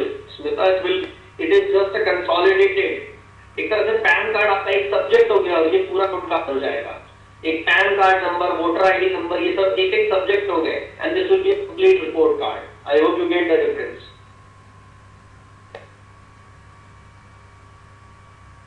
Ankita, that is a very subjective thing. Can be a topic in GD on Aadhaar? It can be, it cannot be. Now, here it's foreign relations. India's foreign relations very important. Just have first two paragraphs, first two pages that are given are more of a point that we should understand some of these lines. That why India's foreign relations are now more important. Now, many of the topics like religion, communalism, India on international platform, you will have to include many international lines also, many examples from the national sphere also. That is why I have brought this India and its foreign relations. I have brought this area. I have brought these slides for you, these points for you, that understand why why we must read about foreign relations. India has reached heights now. India is being one of the growing powers, one of the powers that will be very, very important in the 21st century. So it's very, very important to read India and its foreign relations with some of the major countries. Okay, so there are a number of questions getting popped up. I would request some of you that do not every question. How is the relation between China and India? Is there a thermometer to measure between China and India? It may be good, may be bad, that is how we the point, and we'll conclude that it is true or not. So, some questions, if there are personal questions, leave it for the last. We'll of course discuss it. Now, we start in this era of globalization and interlinked and political relations, bilateral relations with any of the country are important. Idea is, now world has globalized. Bilateral relations पहले US, India, Pakistan, India, China, दो चार relation important होते थे. अब globalisation इतनी तेजी से बढ़ गया है कि हर जगह के लोग हर जगह मिल जाते हैं. Relation with every country has become important now. It's not just one of the countries that remain important. So this is one just bilateral relations. Any country are important. Relation with prominent countries like US, Russia, UK still hold their importance, but today's geopolitical conditions has made every relation important in achieving a country's goal. So the first line that I said, today not only US, UK और Russia, आज ऐसी condition है कि सब कुछ जानना चाहिए. तो रिलेशंस के साथ सब बहुत सारी कंट्रीज के साथ अच्छे रिलेशंस को मेंटेन करना है. Same rule holds true with India. Relations with major nations are still important, but the combined success of a foreign policy comes each and every relation, including like Bangladesh and some strategically important regions like ASEAN, which include a number of countries. So not just few countries, more than that. Globalization has turned this world into a closed box, where events in any part of the world would directly or indirectly affect other, and thus international affairs and our relation with any part of the world has become an important factor determinant of our overall policies. So, it has become very important factor and determinant in overall policy. So, not just with one country. कई बार कई ऐसे, if you remember 2 years back, Chile में कुछ miners were trapped. This thing was trapped. It was the information was readily available in New Delhi also, in India also. Egypt में 2 साल पहले बहुत बड़ा protest going on in Egypt, in Syria. You get live footages on our news channels. So 5 साल पहले 2 साल पहले तक ऐसा नहीं होता था, अब होने लगा ऐसा. Why is it? It is because India has also gained the importance, thus that's further globalized. So दोनों तरह से India's foreign relations are one of the crucial relations in the coming, पहले foreign relations में इतना stress नहीं होता था, आज foreign relations जरूरी है जानना. कुछ countries को लेकर थोड़ा aware रहो कि क्या है, China, India, US, Pakistan, Russia, UK, 4-5 countries का हमें पता रहना चाहिए क्या हो रहा है. या फिर कोई बहुत मेजर इंपॉर्टेंट है तो किसी और, जैसे BRICS. BRICS is a new organization. India, China, Brazil, Russia and South Africa, they together form a very strong bloc. दुनिया में power of shift हो रही है. पहले Western countries, white countries were dominant. Now they are not as dominant as they were. They are still strong, but they are not as strong as they were. Now India has gained importance. China has gained further importance. Russia पहले strong था, फिर हो गया बहुत, वापस अपने strength gain कर रहा है. तो world politics is changing and that is affecting our local policies also. हमारे यहाँ के economics बदल गई, world globalization से हमारी economics बदल गई है. हमारे यहाँ a lot of things have changed in India. You see the globalization. आज पहले 20 साल पहले imported सामान इतना मुश्किल होता था इंडिया में मिलना. If you remember जब आप छोटे होंगे तो होता था कि imported सामान आया है. And today you see, go to any market in India, the central market in India, you will get foreign perfumes, jackets, belts, anything, consumable goods, something you want, you can get. This is because of these international things that have happened last 2 decades. So, and because India has a big population, very big market, it further gained importance. So, overall, I would say कि इस देश में इस चीज की requirement है. Okay, and now today it was required. Today it has gained and future it will become further important. Take example इसी में, I wanted to quote this example. Last year the government had increased visa fees by a margin of around $2,000 in certain categories of SP and L1 visa.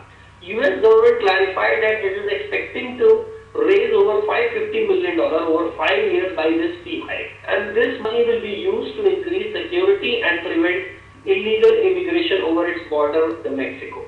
Now this was the reason given by the US administration. Okay, this move would have gone unnoticed until 1990. Now today, when globalization is important, economies are coupled so in this movement an increase of $250 million in the expansion by Indian IT companies. I think you are getting my point. That ये सब point आज से 20 साल पहले कोई point ही नहीं होता. लेकिन nowadays, every political leader has said about this, the US is discriminating against India. Even when US President Barack Obama came last time, there was, even when Hillary Clinton came, both Indian leaders sat with them, Indian diplomats sat with them and explained the situation that this is wrong from US part.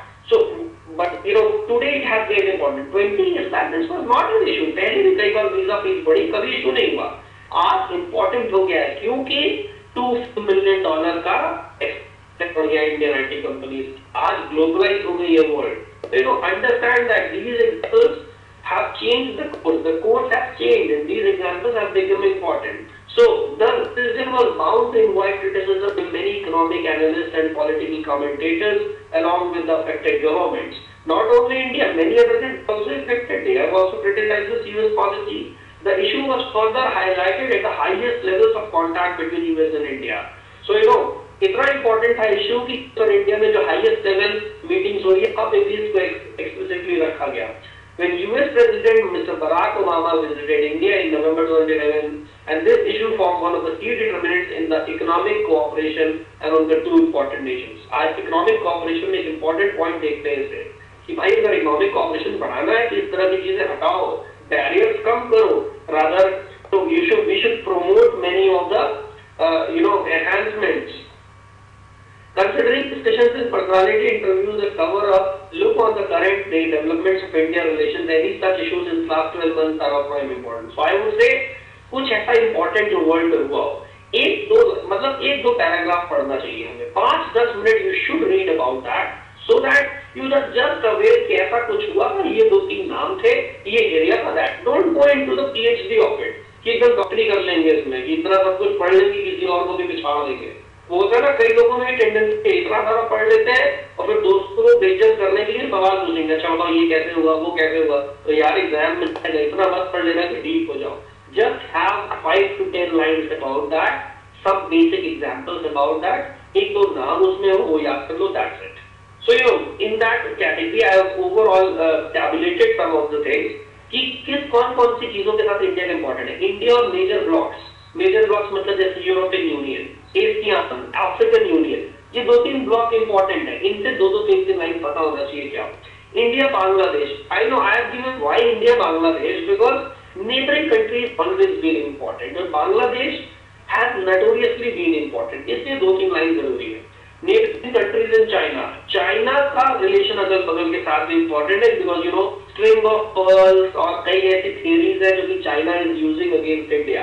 So China is very important, I would say. China is very important. In the next class also when we will read about some of the international points, in some of the international points, we will be reading that in the next class also. Okay. Yes, you will be getting all the details. Do not worry about whatever I have said, string of pearls or whatever. I will be giving details about that. Okay. Just not worry. Okay. Then traditional relations: India-US, India-Pakistan, India-China. Okay. Now, India and its foreign relations. Just have these three lines about India, the major blocks. Look East policy. Now, this is the look East policy. In 1991, India started this. Yeah, we were always interested in the Western countries. We never any policy that would help us to improve our with the Eastern countries.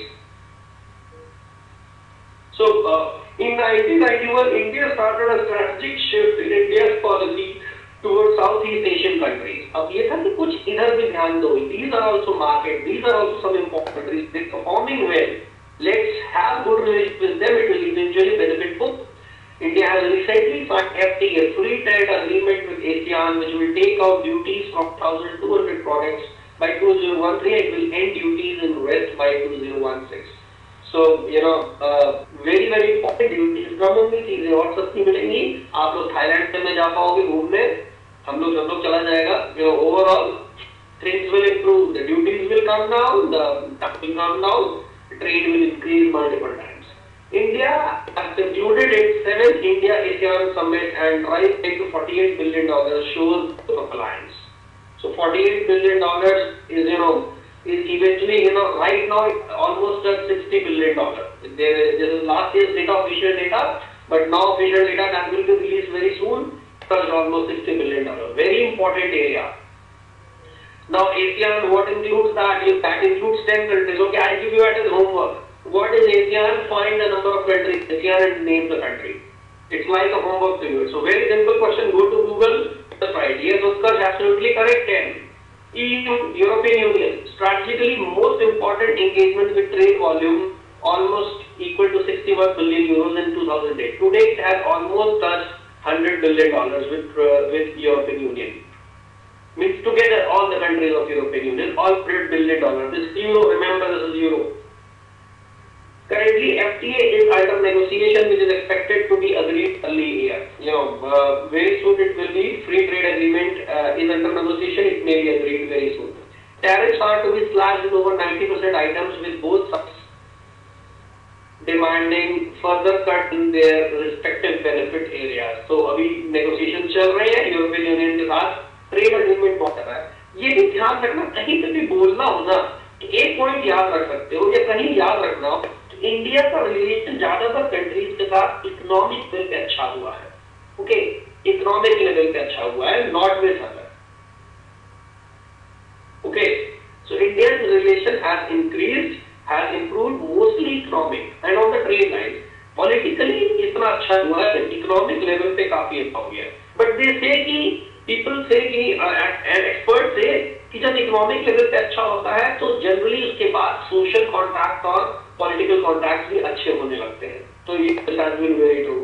Now Africa, is an important market in the world, and it's underdeveloped right now, but another 15-20 years it will be a stable area and a very big open market. So taking a cue from China's ever-expanding operations in Africa, India is awakened to step up its strategic game in Africa. India को वैसे generally सो रहा होता है ज्यादातर चीजों में, और अब जो है चाइना पे ध्यान दिया उन्होंने कि चाइना वाले तो रुक ही नहीं रहे. तो India started the strategic steps to take strategic steps in Africa. So it has started to show its expansion in the area. India undertook the first India-Africa Summit in 2008 and determined to scale up bilateral trade to $70 billion by 2015. So that is our target. Let's see what happens. Currently, India stands around $39 billion and China has 109. So we can see the difference. There is a massive difference between. And despite India's presence historically and geographically, India is close, but still China is big. So very, a bit shameful for India. India should have been much aggressive earlier. Further, India and Bangladesh, I would say just read it in 5 minutes. I give you just 5 minutes, just read it. Nothing important.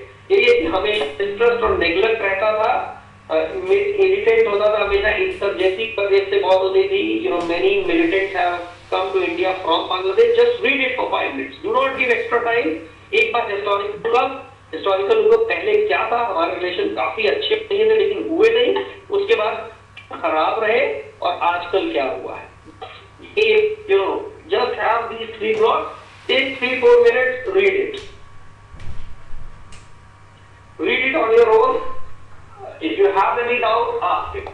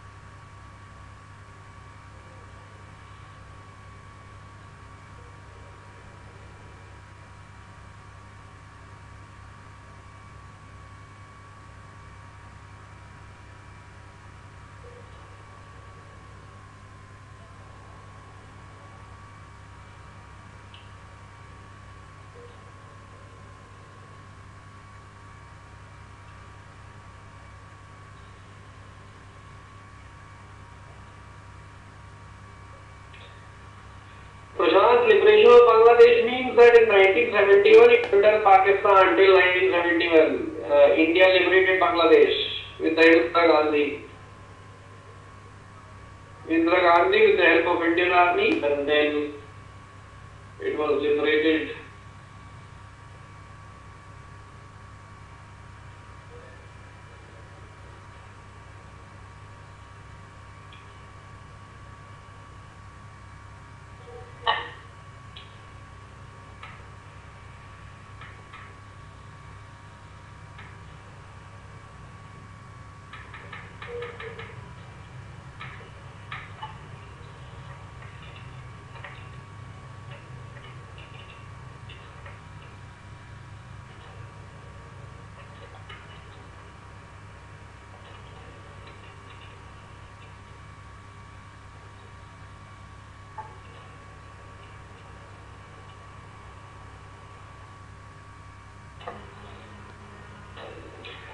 Yes, last point, finally in September 2011, the two countries signed a major accord of border demarcation to end the 4-decade-old disputes over boundaries. Now, That is the point, Utkarsh Ujjwal. What happened is, there was this problem regarding four. There is a small area which is called Teen actually. Actually, there is a small area which is called Teen Bigha. So there was a board of contention in India and Bangladesh since long, and it is a very small area. Actually, कोई मतलब नहीं था, लेकिन irritate थे. So finally, India and Bangladesh have signed an accord कि they have finally settled their border dispute. So they वो areas अपने आप में आपस में divide कर लिए, and that area has been demarcated.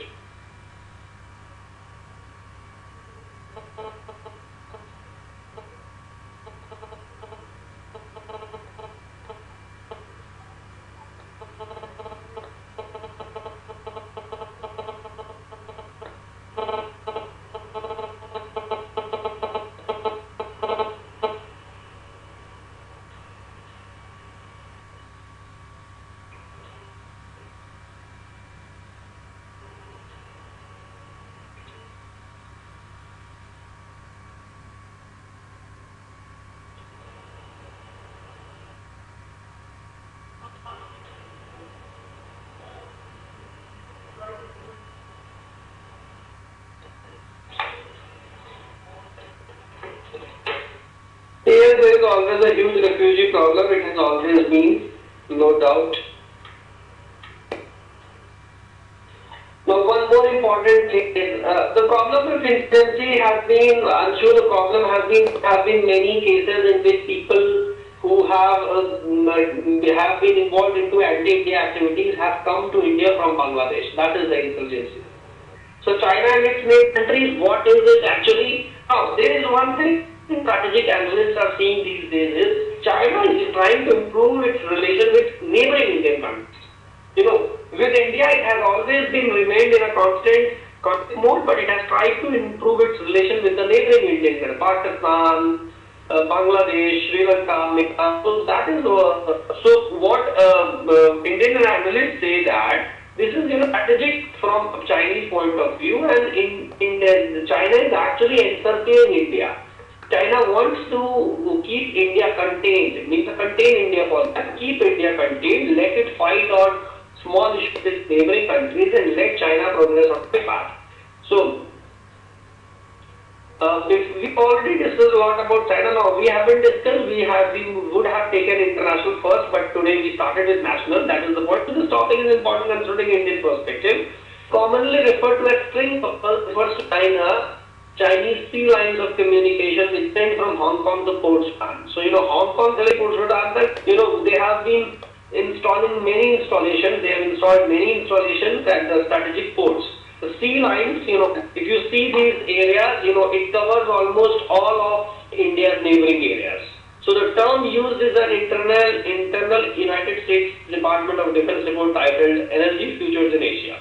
As famously quoted, a string of pearls describe the manifestation of China's rising geopolitical influence through efforts to increase access to ports and airfields, develop strong diplomatic relations, modernize military forces that extend from South China Sea to the Strait of Malacca across the Indian Ocean on to Persian Gulf. तो एक तरह से India के अगल बगल चारों तरफ जो है, if this is India, if we say India के अगल बगल चाइना से लेके पर्शियन गल्फ तक, just encircle India. So that has been called as string of pearls.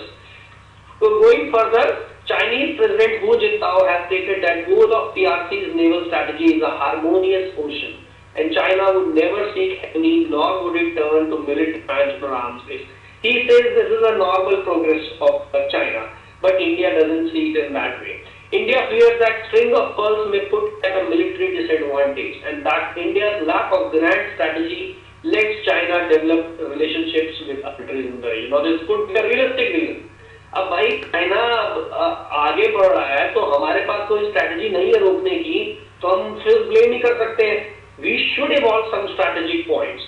The fear about string of pearls is attributed to development of the port chain. Now check Pakistan, Bangladesh, Burma, Kenya, Sri Lanka. Now all these, majorly these three and the Sri Lanka, these four are our neighboring countries.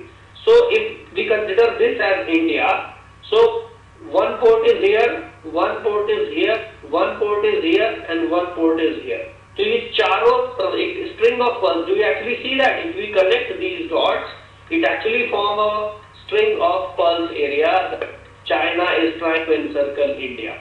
So, this has been regarded as a very important step by Chinese strategic step. India is to be encircled by China. We will read more about this in international. China के बारे में हम थोड़ा सा और पढ़ लेंगे. It is important to read because China has been a topic since last 3-4 years. Very important topic in international sphere. So हम 3-4 लाइन वो भी पढ़ेंगे.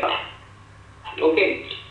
So overall, China and its neighboring countries. So this is, remember, this India and its foreign relation. This is not relation between India and Pakistan or India Sri Lanka. This is China and Indian neighboring countries के बीच में relation लगातार improve हुए, which has been a cause of concern for Indian strategic analysts or Indian strategists.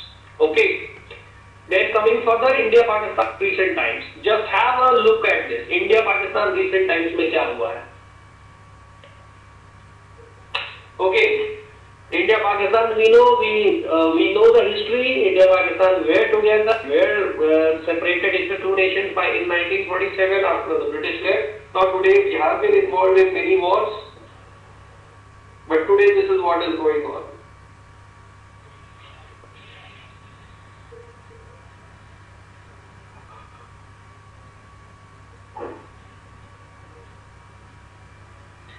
PRC naval strategy is People's Republic of China. PRC is People's Republic of China. So उनकी naval army, naval forces की strategy is the article strategy.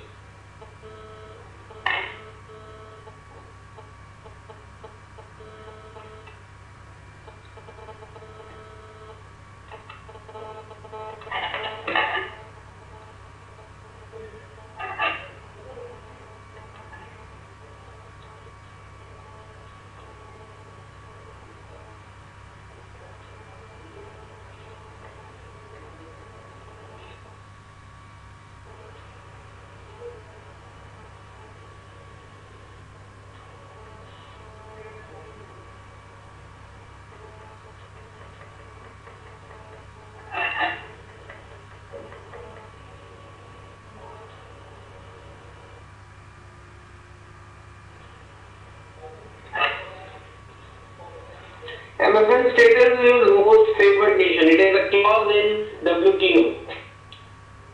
MFN is most favored nation. I will write it in the chat box. If you have any doubt, just read it once on net, or else I'll explain it in next class. Do not worry. It's a very simple thing in which it is favored on the trade point of view. Most favored nation.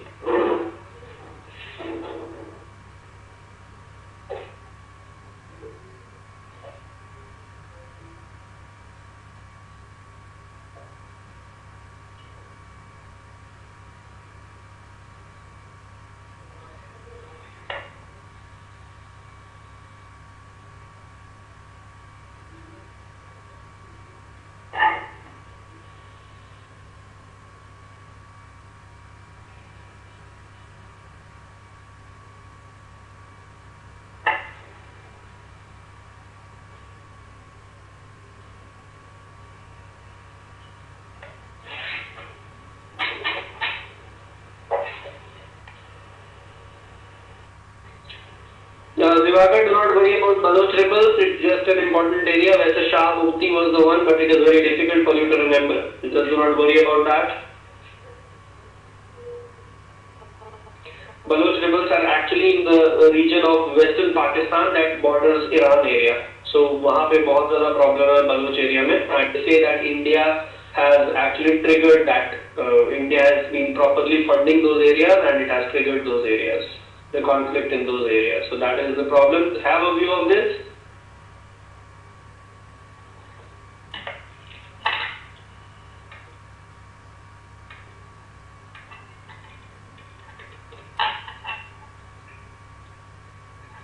Yes. So any doubt regarding this? You have been asking consistently the doubts. Very good. So these are India and Pakistan in recent times. Similarly, let's India and one major country, US. So US, India has already, it's an important relation है. Just keep an eye, just have a view of it. कि क्या India के साथ रहा. Despite much gains into Indo-American relations during the tenure of Bush administration, initial approach of Obama administration toward ties with India raised concerns of a downturn in Indo-American relations. Many have warned US of its negligence as India is seen as an indispensable ally on several issues, including climate change, Afghanistan war, and energy security. So, of late, high-level visits by Hillary Clinton and finally Barack Obama gave solid impetus to the bilateral ties. I hope you are able to get the point. So, I hope you are able to get the point. India-US relation has been of significant importance. The initial approach was a bit cold, but later Barack Obama went on the lines of Bush and has got that India is also an important, very important relation. Now, very important India with US is because of the insecurity and instability in Afghanistan and Pakistan. So, and in the Asian mainland, when China is on a different note, India is the only stable thing that US can look for. It's a democratic country, it's a large market, and has all the advantages we can think of. So, a US-India very, very crucial relation will be a very crucial relation in 21st century for the countries and for the world. Some prickly issues. So let's see some of the issues that always come in between. Differences over the regional roles to be played by China partners.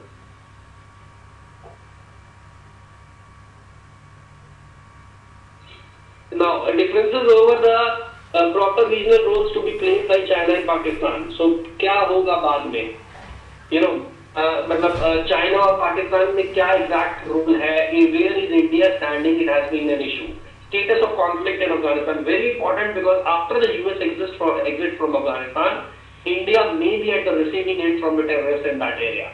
International efforts to address Iran's controversial nuclear program. So, India के साथ एक strategic relation है Iran का regarding oil trade, and that is why India played a game of not very trustworthy friends in this area. Restrictions on high technology exports to India. Doubt यानी कि अभी भी कई doubts है जो कर रहे थे. High technology exports अभी भी नहीं होते इंडिया को. Outsourcing has been a very big problem. अभी जो visa is and then there are many laws in which outsourcing has been discouraged. Okay. Conclusion of arrangements for both civil nuclear and defense corporation. Civil nuclear and defense corporation the सारी की सारी अभी तक finalized in the final years, and since last 4 years it is into the law is in there, but it could not be finalized. Protectionist policies of US. Protectionist policies are the policies which Indian government, which US government has been to prevent from India or to prevent outsourcing from India. Protectionist by the name it's clear, to protect themselves. So all are there, some cases are there in which US is trying to protect its own interests. The highlights of Obama visit recently in President's India visit, the issue of visa hike was seriously raised. In a big policy shift, Obama declared US support for India's membership of United Nations Security Council, announced removal of export control restrictions on several Indian companies, and concluded trade deals worth $10 billion, which are expected to create 50,000 jobs. Now, these are some of the highlights from US. The overall relations have remained good, stable since long, and overall the issue, the prickly issues that haunt the relations, you can see those tabulated down there, and some basic issues you should remember. Do not go into very deep areas. Rather just have a basic view. Important चीज होती है तो वो रखना. Trade को लेकर ज़्यादा importance and political relations have considerably improved since years. Earlier India was nowhere on the radar of US. Today it's very important in the US foreign policy consideration. So then next threats to India, and I have already told you. Okay, so now you can ask the doubts. Before going into the international section, international events we will take in the next class. If you want, we can just see the highlights, the Arab Spring that has happened, then Arab Spring, after Arab Spring, we will be moving on to the Middle East peace talks. ये कुछ important चीज़ है, एक दो line हम इसमें पढ़े. क्या है Middle East में हमेशा से problem रहती है, ये इजराइल कौन है, ये पैलेस्टाइन कौन है, there have been many issues. So Then AFPAC policy Africa Afghanistan और पाकिस्तान को लेकर क्या इशू है, इंसर्जेंसी क्या है, ये इंडिया को कैसे इफेक्ट करता है. Then another China factor of the world is important for India कि चाइना क्या कैसे इतनी तेज, कुछ चीजें जो हमें पता होनी चाहिए. Okay. Then China factor on world stage is very important, especially its effect on India. What is its effect on India? It is very important for us to understand. Then South China Sea has been in the news recently. So sea के बारे में भी थोड़ा सा पढ़ना पड़ेगा कि South China Sea है actually, which countries are involved. So then of course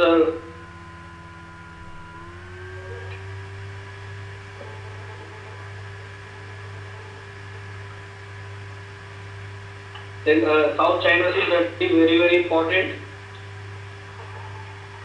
Of course, in for the next class will be then WikiLeaks ने पिछले 2 साल से बहुत अच्छा से सीन बनाया हुआ है, and you know the Julian Assange episode, some of these points. Then social movements around the world, some social movements आजकल world में बहुत ज़्यादा है. We will see about that also, which all these are there. So generally these 5-6 points that will be there, and then 12 and 12, that is the current affairs that we will see there. Okay, now right now if you have any doubt regarding the national issues that I've discussed in the last 2.5 hours, you can certainly ask. These are the threats to India. I have said, you know, your overall idea should be to prepare somewhere here. Okay, in areas के आसपास you should be concentrated overall. You know, these are the areas which could come for the GDs, which could come for the PIs, which could come for the detailed answers. So जो भी अभी तक हमने पढ़ा, तो try करो इन सब से रिलेट करने का. Because क्वेश्चन सीधे नहीं पूछेगा लोकपाल बिल पे आंसर दो, क्वेश्चन सीधे नहीं पूछेगा कि विमेन एम्पावरमेंट पे सीधे आंसर दे दो. इन सब पे पूछेगा जनरल, और इसको जो हमने पढ़ा है उसको रिलेट कर दो. That will be very very overall, you know, will be helpful. और इसके बाद कोई भी डाउट हो, you know, I have got, I'll give you my email address. You get all your academic concerns, mail me on this. You can reach me at rajat.said@careerlauncher.com. You're always welcome.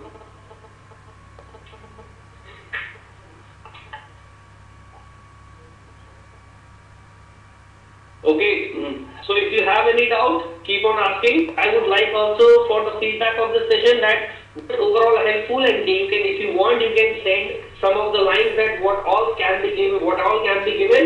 Now current affairs will be increased, do not worry about that, those small details, because some of the things that we wanted to give you, we'll give you in the first 2 sessions, and then further it will be helpful in improving your overall you know, general knowledge in the current affairs also. ये वो जरूरी चीज है जो तो चाहिए. ये तो च्यवनप्राश है, इसको तो रोज खाओ. Of course, I will give you the daily further.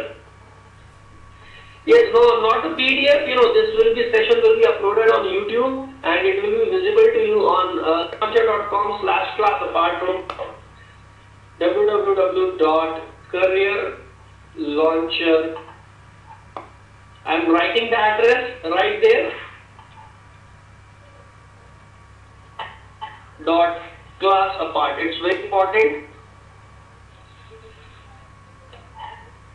Okay, so I know, do not worry about those complicated facts. Facts are not in the question. There are few questions which may be regarding facts, but most of the questions are regarding the details, you know, or maybe some of the basic facts, not the figures. Figures are very very difficult to be taken in, and there are a lot of figures all you will remember actually. You know, it's very difficult to remember all of them. No, remember all of them rather.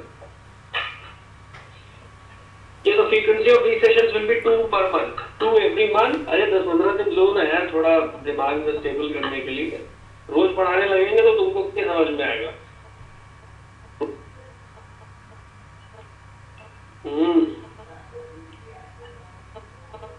Okay, fine. Any more doubts? We are about to end the session. We spent around 2.5 hours. Aharjot, it will be very difficult to explain right now again to the first 2 points. If you want, if you have that doubt, you can send me an email. We explain it to you on the email, or I will taking your number there, and I'll contacting and talking on the phone. How did the Naxal groups got the opposition of a national party? No, not that Naxal is not. Naxal group is a violent group. They have a lobby. The leftist groups are sympathetic to Naxal groups. This is how they get the national party. Those who are in the party are not practicing violence every day. The violence that is being practiced, and the difference is there is a difference. Parish, just worry about the dams or the Uri dams or the dams in the India-Pakistan dispute. Very of a concern. If you have that doubt, you can still mail me. I'll send you the link and you can read details. Yes, FIIs may include individual buying of shares. Generally, at times the institutions that are represented in the FII actually have one or only two investors behind them. So it has not been regulated in India, and that is why generally नाम आ जाता है company का और उसके पीछे एक ही आदमी होता है जो खरीद रहा होता है. So FIIs are certainly not stable in that area. FDI is ज़्यादा stable है, इसीलिए गवर्नमेंट उसके लिए फेवर भी. How does international retail supermarket do not affect manufacturing, rather they make it more efficient by supply chain management. That is what they do. The manufacturing is still done by the manufacturing sector. These international retail supermarkets in agro-based industries, they just make it more efficient. That is the idea, and that is the main point in bringing them to India.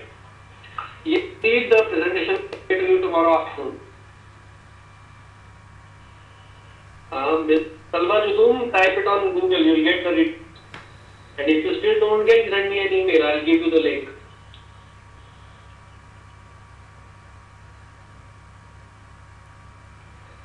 Okay, Shri Sindhu, just tell me the conclusion of the Lokpal. I will let you know further details.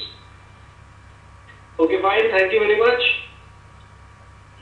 Thanks for your kind patience. I know a lot of you must be eager to have a good food now. मुझे भी भूख लग रही है. Okay, bye bye.